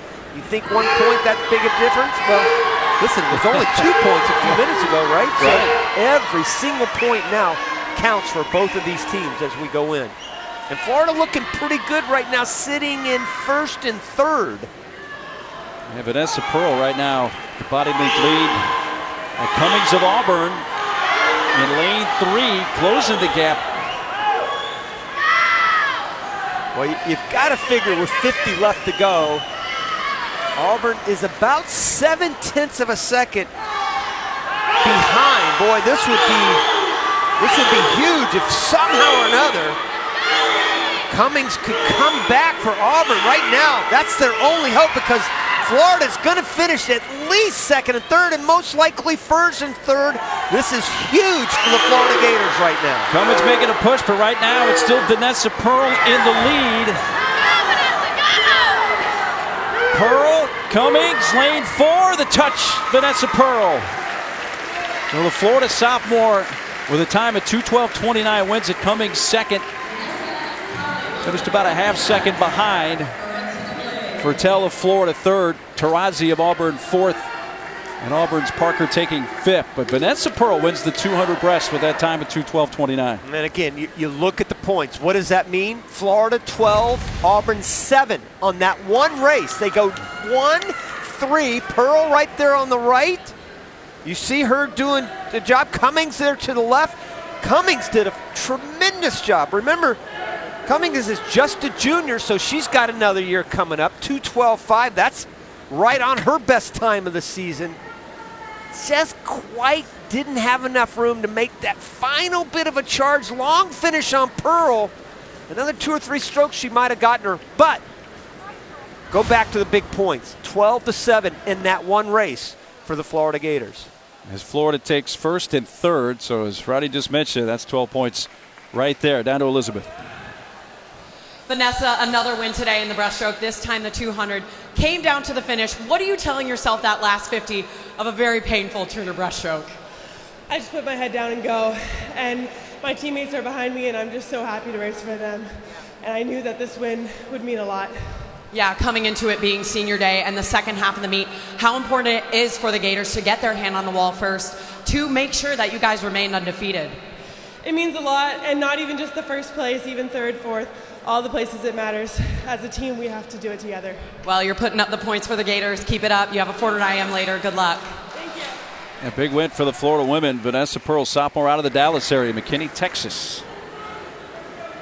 She wins the 200 breast. Let's look at the men's side.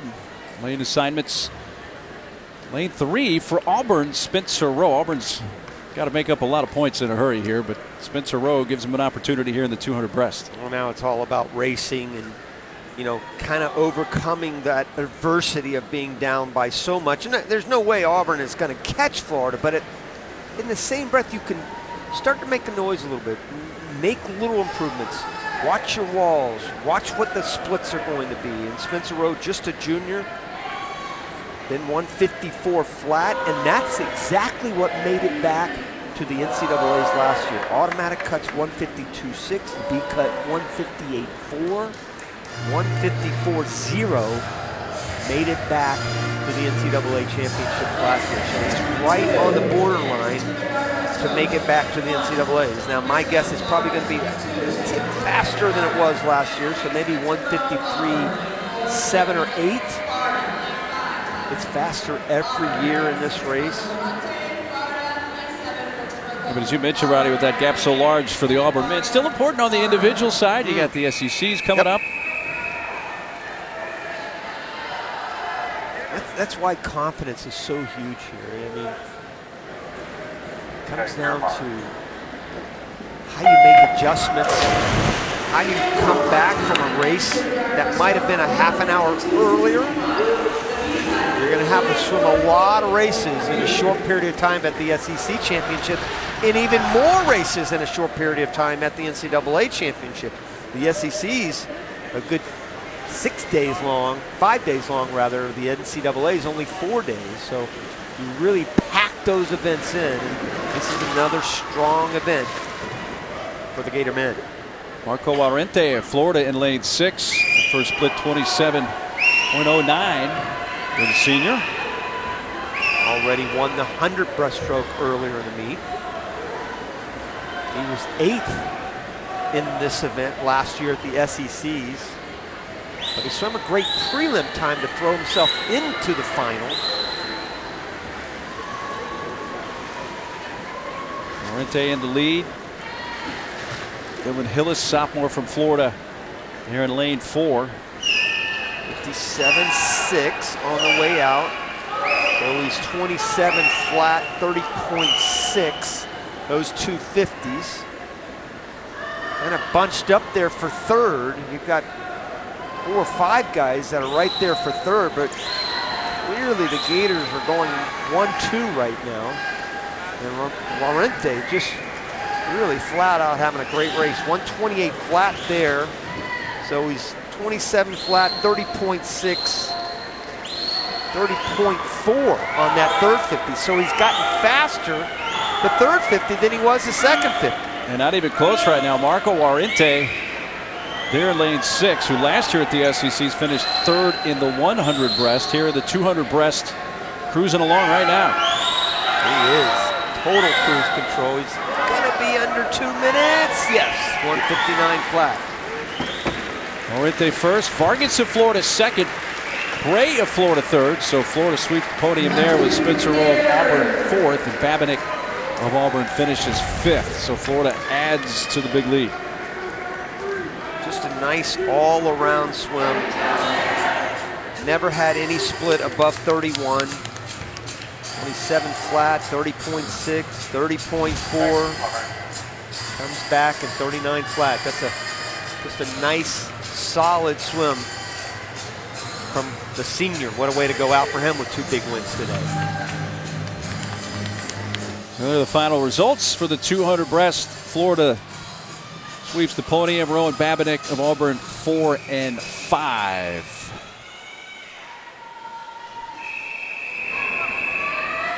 Leads us into the women's 500 free.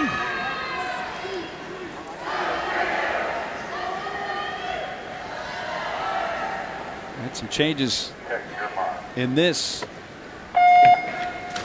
well in the lineup. Golding taking the place of Bindi there in lane, or down there in lane 2 rather. But really the race is going to shape up, I think, to what happened in the 1,000 freestyle. We're going to bring Elizabeth here in a second, but I think the race comes into Braswell from Florida and Hetzer, who upset Braswell last night. I mean, when we watched that race last night, Elizabeth, you had to feel like this was going to shape up to be a good one here in the 500 as well. Oh, absolutely. Leah kept with Hetzer for about halfway, and then Hetzer pulled ahead, but you have to think it being that home field advantage and Leah wanting that win today, she's going to pull through.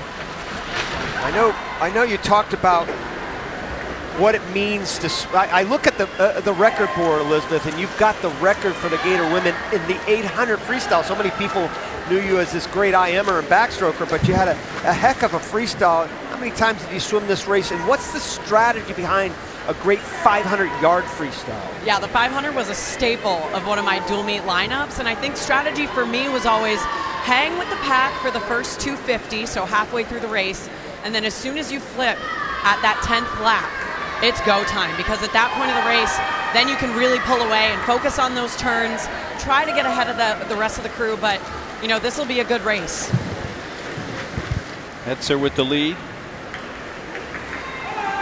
Well, this is the 150 mark they just turned at, and Hetzer looking really nice and easy right now. 126 at the 150, and she's got about a body length lead, especially on Braswell. Braswell's way back there right now. Elizabeth, she's got a lot of room to have to make up. A lot of room to make up, and even looking down here on the deck where my vantage point is, it looks even further, and so Braswell's gonna have to really pull it together on the next 250.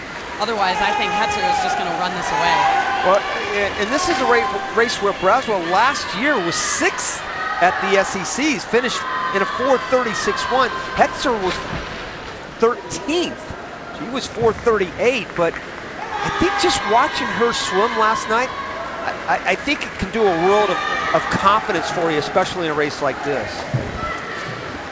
Well, if it is indeed a race for second place, you got Taylor Alt in lane 6 in second. And Elizabeth, Taylor Alt is now that person that the Gators are going to have to look to here in this race. And she's no slouch. She was 6th at the SECs last year. So she's another great returnee for the Gators in these middle distance IM events where they're just loaded. Yeah, you can't sleep on Taylor Alt. She is a staple of this distance program here at Florida. But, I mean, Hetzer, she's just looking so good right now. Braswell fading a little bit, but Alt really, really looking good here on this last 150 of the race. Well, Alt had closed the gap to about half a body length, but now it's back about that same amount. Taylor Alt maybe trying to pull a little surprise here. Well, here's the situation there. There's Hetzer right there. She can see Alt coming down the last 25 of each 50. So she's breathing to her right primarily. You see she's breathing into us now, and that's where Alt can kind of see Hetzer. The key here is with this body length lead, boom, she's going to come off that wall and know exactly where she's at in the race, and that is huge. That's between Hetzer in lane 3, Alt in lane 6. It's not much, though. I mean, you're talking about 0.6 of a second with 100 yards left to go. Alt's not out of it, is she, Elizabeth? No, she's not at all. And this last 100 is oftentimes the telling part of the race. Where it comes down to is this last 75 right here. And Alt, she can see Hetzer, and Hetzer can see Alt. So we have a race here, and it's going to come down to that finish. Yeah, and there are no swimmers in between them that are really close. And there's a great battle for third, actually, that are kind of getting lost. You see back there for Auburn and Florida. Again, you got two great races coming along, and Alt's starting to put her legs into it a little bit. But there go the legs of Hetzer, and you can see the Auburn group starting to try to spur her home. And to get home, this is going to be a close one. Lane 3, Hetzer. Alt, lane 6. Alt may do it.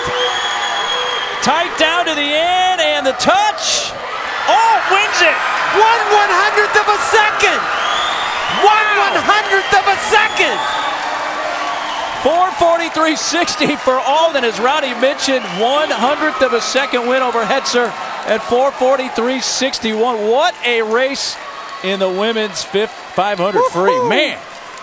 We knew it was going to be tight, and it was a great race for third. Golding goes by Preble at the end by 0.3 of a second. What great races in this 500 freestyle. Look at this right there. Hetzer at the end just getting out. She had the lead for 499.5 yards.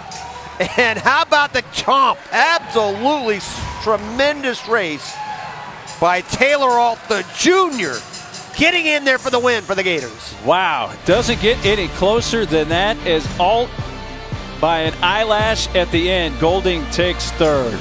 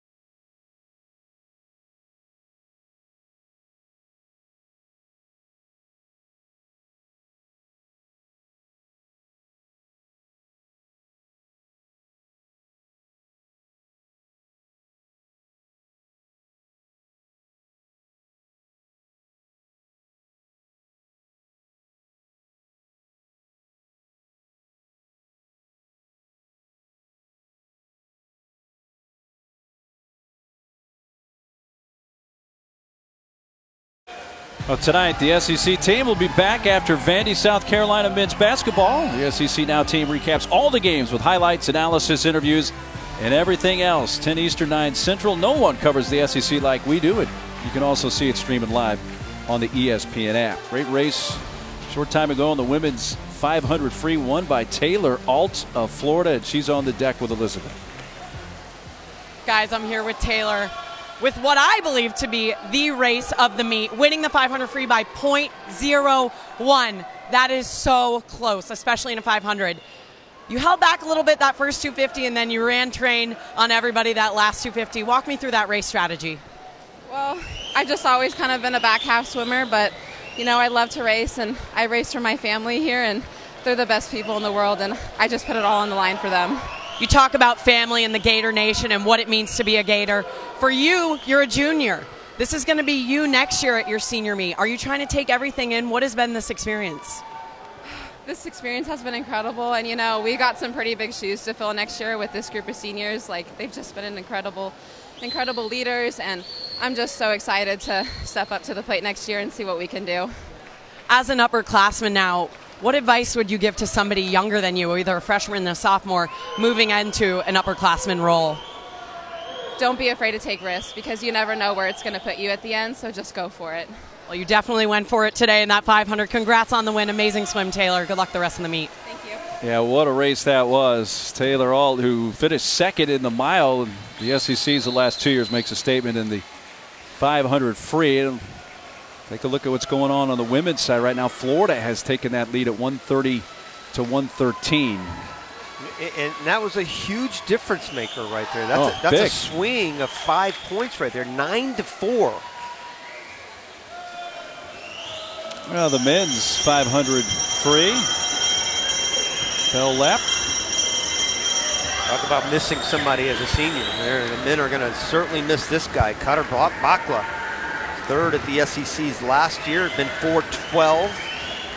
Marked the A cuts 4.11, B cuts 4.23. Took 4.16 flat to make it back last year. Of course, he made it to the NCAAs last year. This is the guy that represented his country, Jordan, at the Olympic Games in 16. He'll be there in 20. Nice, easy victory. It's about 5 seconds over Drew Clark, his teammate, and Matt Anderson as well of Florida. So again, a podium sweep for the Gators with Cutter Bakla from Jordan winning it going away. 4.2397 to win the men's 500 free.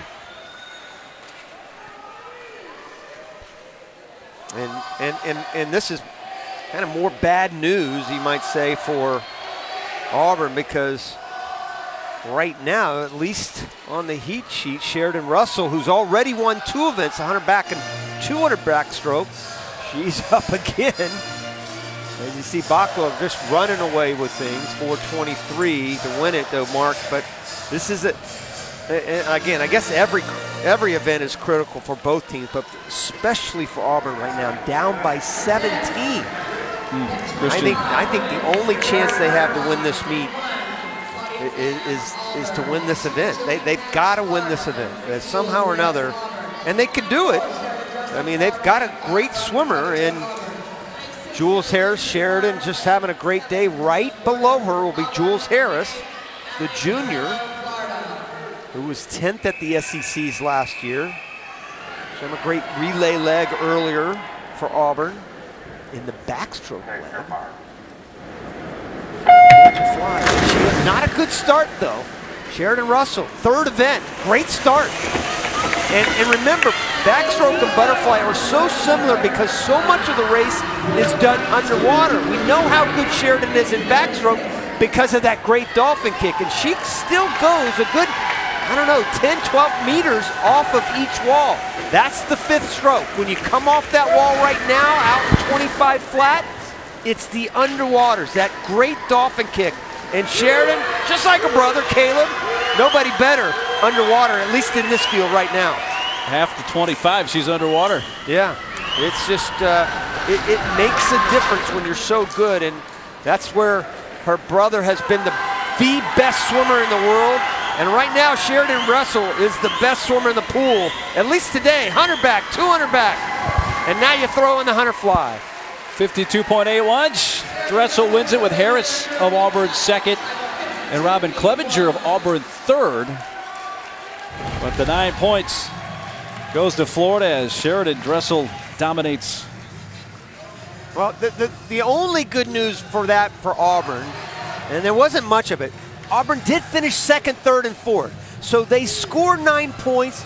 Florida scores 10. So basically that's a wash on this event. They do gain a point, though, the Gators. So now they're up 18 points. So Sheridan Dressel 52.81. The official time wins it. Auburn 2, 3, and 4, led by Jules Harris second. What a big win for Florida and Dressel.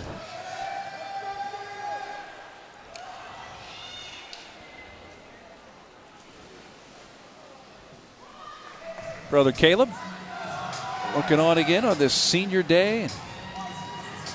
Sister Sheridan, great All-American. She's down on the deck now with Elizabeth.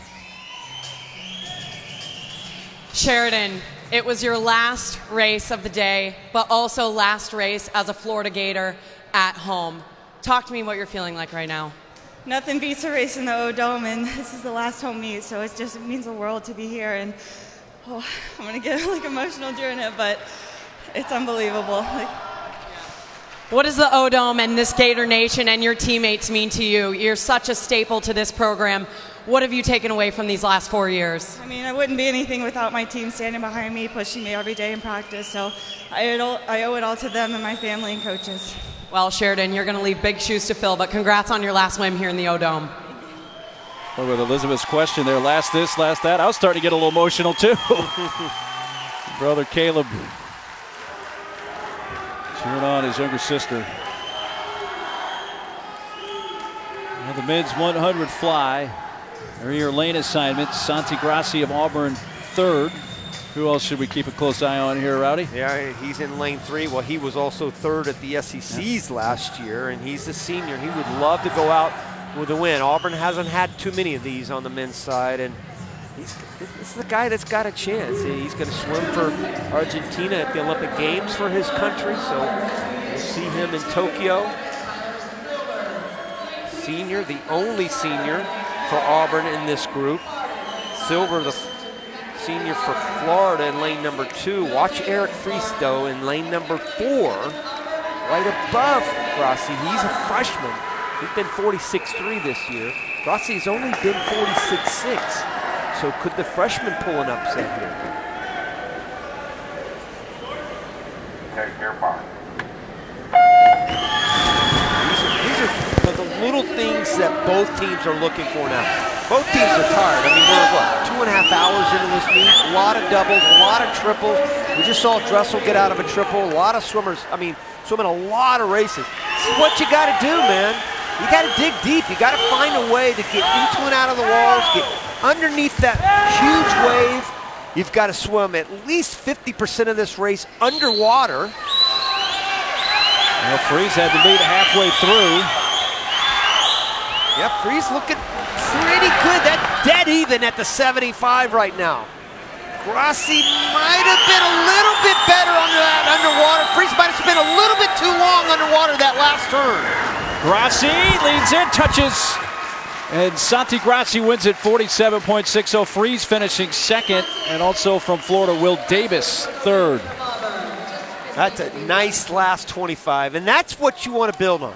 I mean, forget about the meet, it's over, but you have to build on something, and Grassi can definitely build on that last 25 right there because he just blew it away. The only guy to break 48 seconds.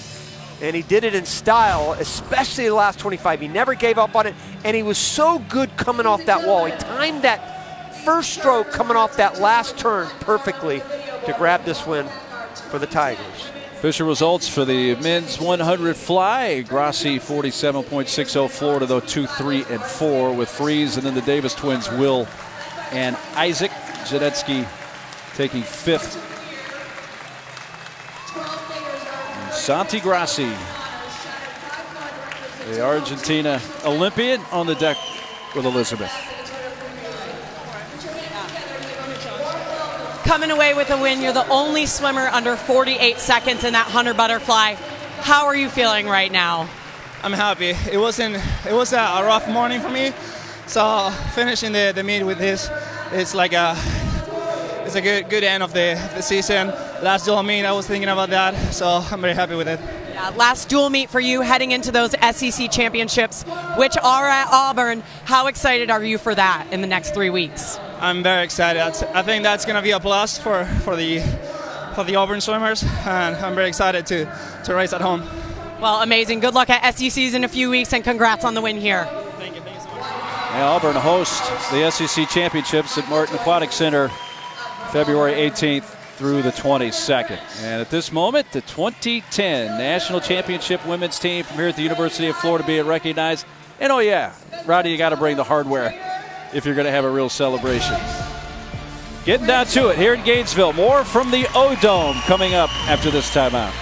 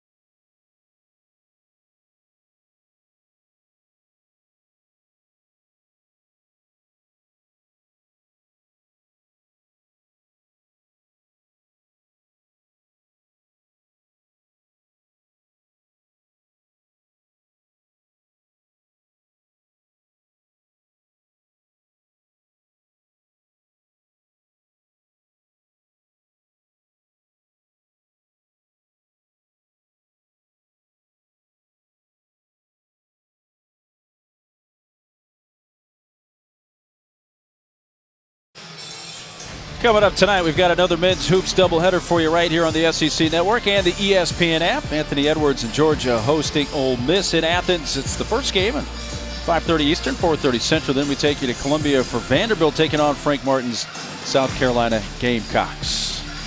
And oh yeah, don't forget #1 Baylor is here in Gainesville taking on Florida on ESPN later tonight. Take a look at the scores. Florida up 140 to 122. Does Auburn have a chance here the last couple of events? I don't think so. I mean, you never say never, but now with Vanessa Pearl, who's already won 2 events, the SEC runner-up in this event, the 400 IM coming up, and only the relay left. I just don't think it's possible. But men's side, I think we pretty much know where that's headed. Yeah. Actually, that's exactly double. Right? They've doubled them up. So outstanding math. Yeah, not bad for a swimmer. Let's take another timeout. We've got the 400 IMs on each side and the 400 freestyle relays coming up to finish us off. But another break here at Gainesville. Back after this.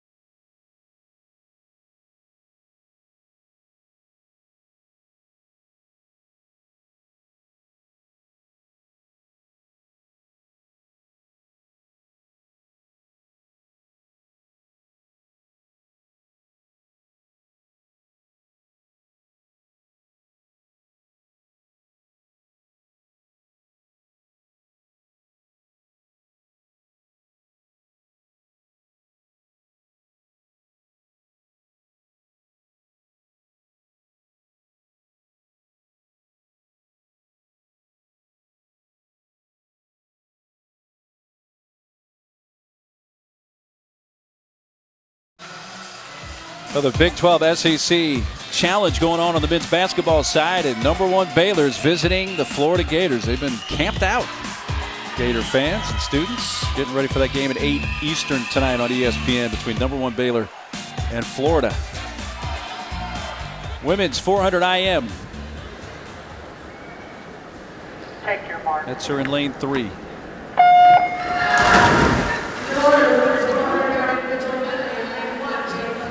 Etzer certainly has a chance when it comes down to freestyle. You really have two completely different styles and strategies of racing here. You've got Hetzer, who will be fantastic in the freestyle, and then you've got Pearl, who was the runner-up in this event in the 400 IM last year at the SEC season, 4:03, who is obviously, as you all know, is so good in that breaststroke.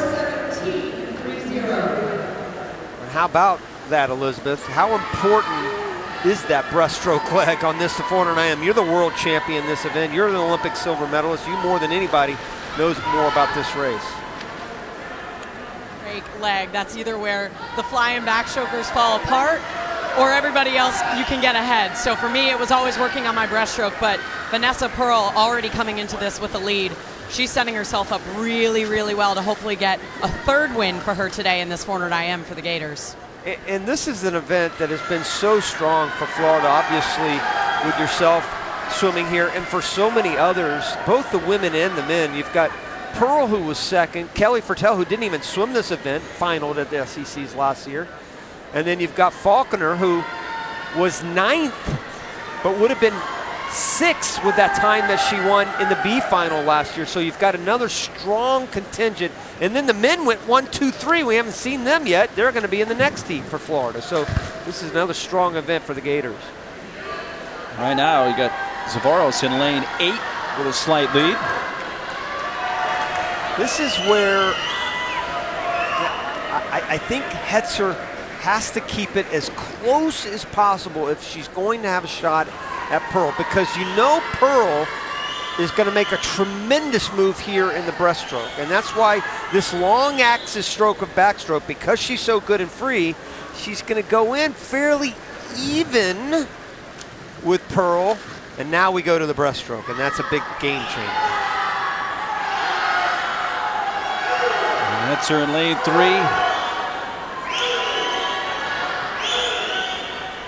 Pearl in lane 4. Faulkner's the only senior in this group, so these two teams are certainly set up so well in the future. You've got to give a lot of credit right now to Hetzer. I know it's only the first 50, but Elizabeth, she's not doing too bad against this great breaststroker. Hetzer's hanging in there, and you can't forget that she won the 1,000 last night, was so close in that 500 just earlier today. If she's that close to Vanessa Pearl, it's going to be a showdown in that last 100 freestyle. But Elizabeth, how much does that 500 take the edge off? I know that edge is taken off a little bit from Vanessa Pearl in the 100 and 200 breast, but what about the 500?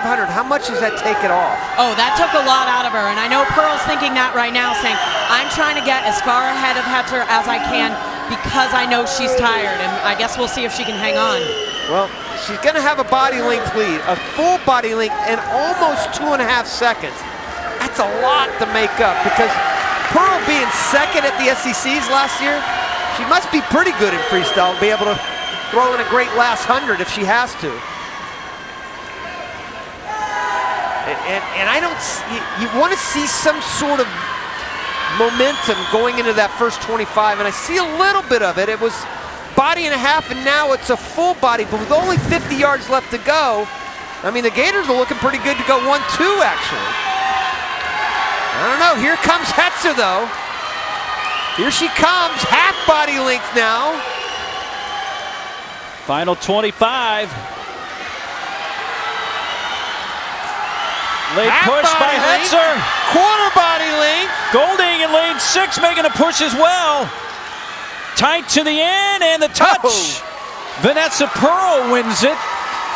Golding in lane 6 finishes second, and Hetzer finishes third for Auburn. Another beautiful race. That's just, you're talking about 4 minutes and 14 seconds, Mark. And 14 100ths of a second separated those top 3 swimmers. And heartbreaker for Vanessa Pearl for Hetzer, because here's a woman who got second in the 500 freestyle by 1/100th, and now she's third in the 400 IM by 14 100ths of a second. And it all came down to the breaststroke. Elizabeth was exactly right. You have to have that great third leg, and just to be able to maintain something to give you hope. And hope was gotten there for Hetzer on the left. Another half meter, and she would have gotten her. 399.5 meters. So close. Great swim for all 3 of those swimmers, Golding, Pearl, and Hetzer. So with the results, Pearl and Golding of Florida 1-2. So any slight hope the Auburn women had, well, by the wayside there in the 400 IM. Now we get to the men's 400 IM.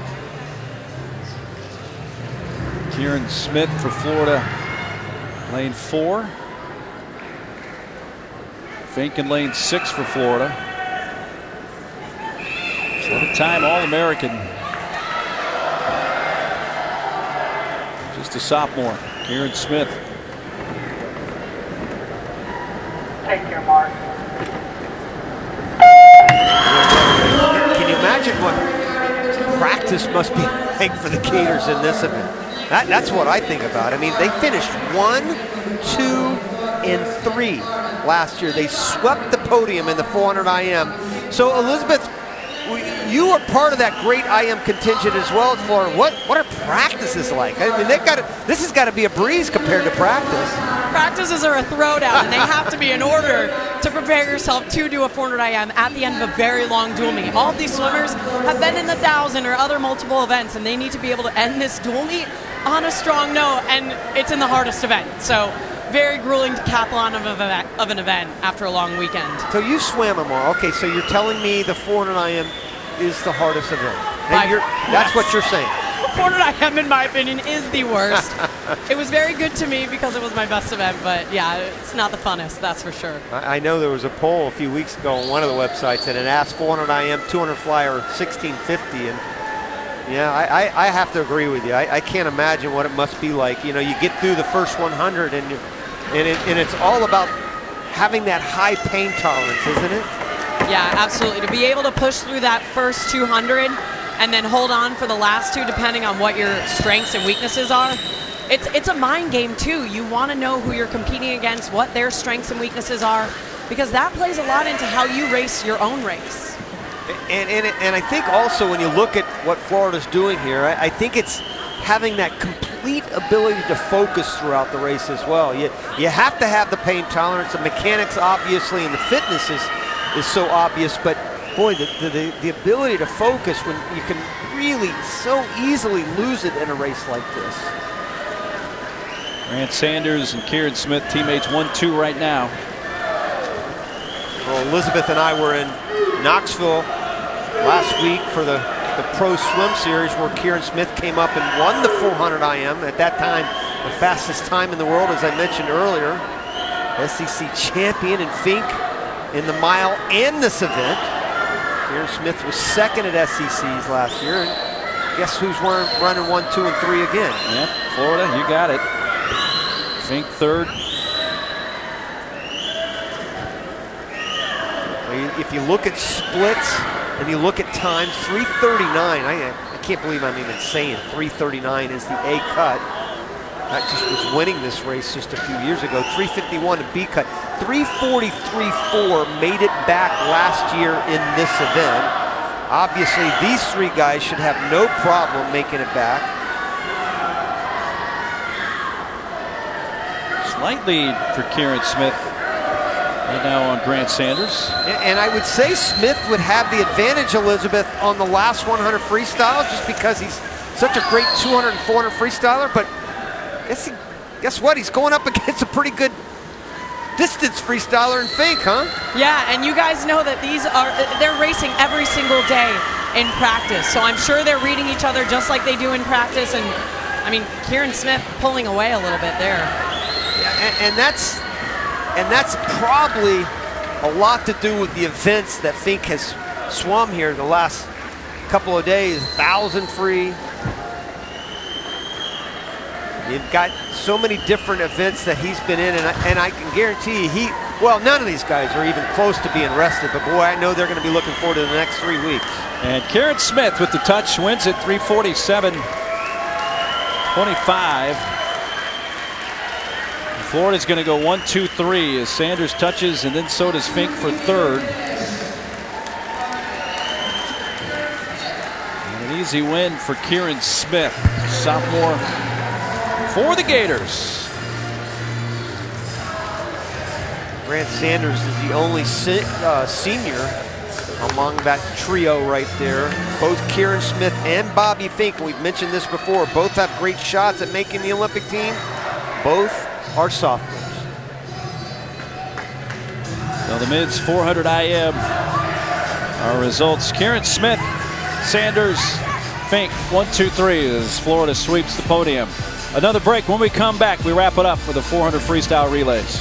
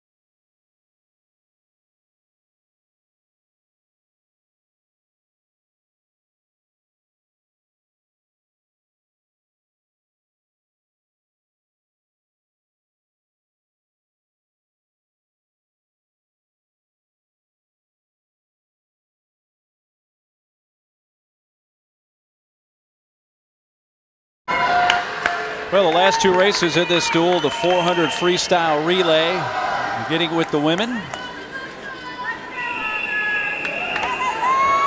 At the Auburn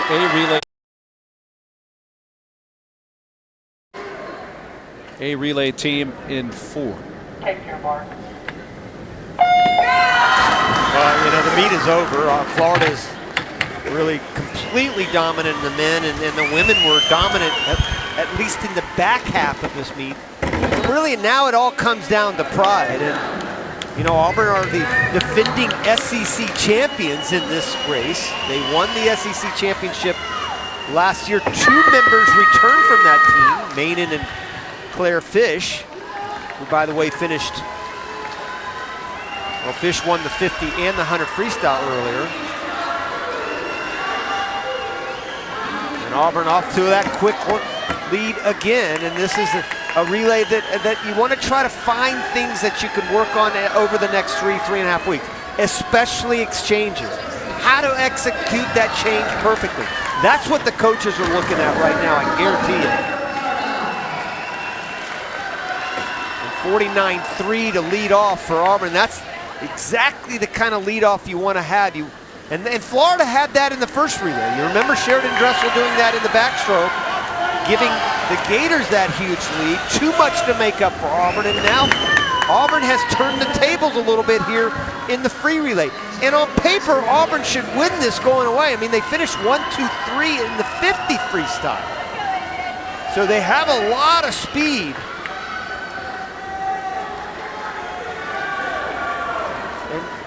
Somehow or another, the Gators have to find a push to get back in this. They're not out of it, but halfway through the race, Auburn's looking great. 49-1 leading off, and that was another 49 flat. About a 2-second lead right now for the Auburn A team in lane 3.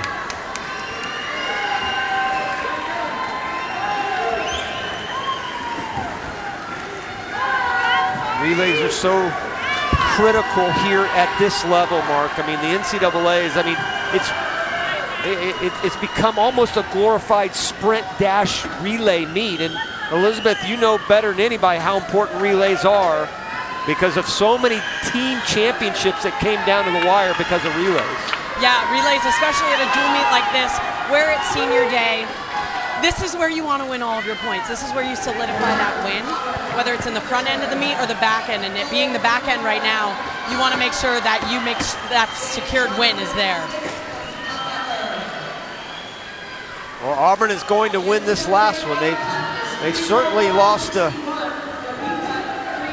for a lack of a better term, the war, but they're going to win this little mini battle here at the end, which, again, that's what you want to try to take into the SEC championships here the next 3.5 weeks, and this is something you can build on. And Gary Taylor has done a tremendous job in building this women's team up. And their 14th ranked team, Jeff Papa, on the other hand, has also done a great job with the Gator women who come in ranked 8th. They'll probably stay about where they're at when the next rankings come out, but great win there to end things here for the Auburn Tigers.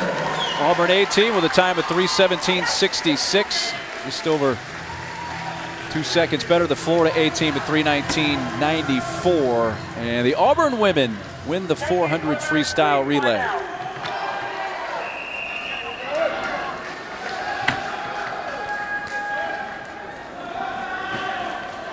Well, the results of the duel not in question, but the Auburn women do get a win in their last race in the 400 freestyle relay. Now the men for the final race of the afternoon. Take your mark. Well, the Gator men were second last year at the SEC championships to Alabama, and 2 of those swimmers returned from that team. Bakla and Smith returned from that SEC runner-up team. They went 248.8. They just missed beating Alabama, who went 248.5 last year. So they've got 2 returning swimmers, and of course, they look pretty good for Freese and Will Davis as well. Auburn A relay team is in lane 3. Florida A relay team in lane 4. Lane 1 there at the bottom of your screen. Florida A team has the lead. Good start, 44-2 there for Bakla. And that's the strategy you kind of look for. You look to maybe have that second fastest swimmer go up front, fastest swimmer on the anchor. So this is a relay that Florida knows very well. Just like the Auburn women, they had 2 returning swimmers from that SEC championship team. Florida will do the same here going into those SEC championships, and really should be the favorite. Alabama loses. Let's see, Alabama loses 2 of their swimmers, so they'll have 2 returning swimmers as well. So it could be another great battle set up there for the men. And they were the class of the SEC, by the way, last year. Their 3rd place team was a full 2 seconds behind the Gators in Alabama. Auburn trying to kind of hang in there. They are indeed. Eric Freeze has the lead right now, but only by about a body length. Auburn 18, they're in lane 3, closing the gap.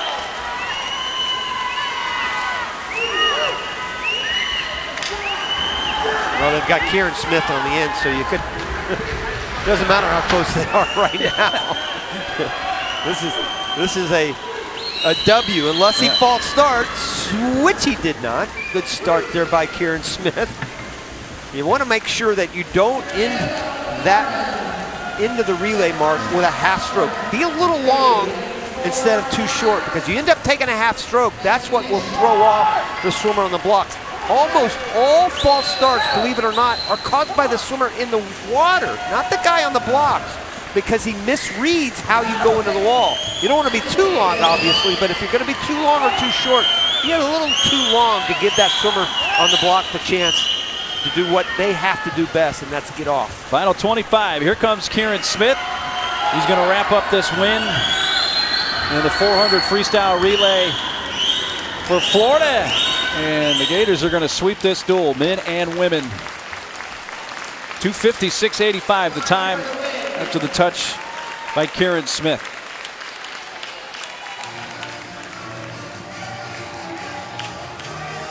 And an impressive finish for the Gators. It was tight for a little while on the women's side, Rowdy, but Gator men and women win going away, especially on the men's side. Yeah, it really was a dominating performance, and I think the men will move up a little bit. I think the Gator men proved a lot that they're even better than their ranking show right now. Kat LaRocca, what'd you see on the diving side today? I was very impressed with Brooke Madden finishing out her senior season here with 2 wins on 1 meter and 3 meter, and Connor Pruitt on 1 meter coming back from a rough 3 meter performance, hopefully giving himself some momentum heading into SECs in a couple weeks in his home pool. Well, there's the women's final, 161 to 137 for Florida. The Auburn women had actually won the last 3 dual meets against the Florida women, so that string comes to an end with the decisive win for the Gator women today. And the men's score an even bigger gap, 204 to 96. No question about that one today, Rowdy.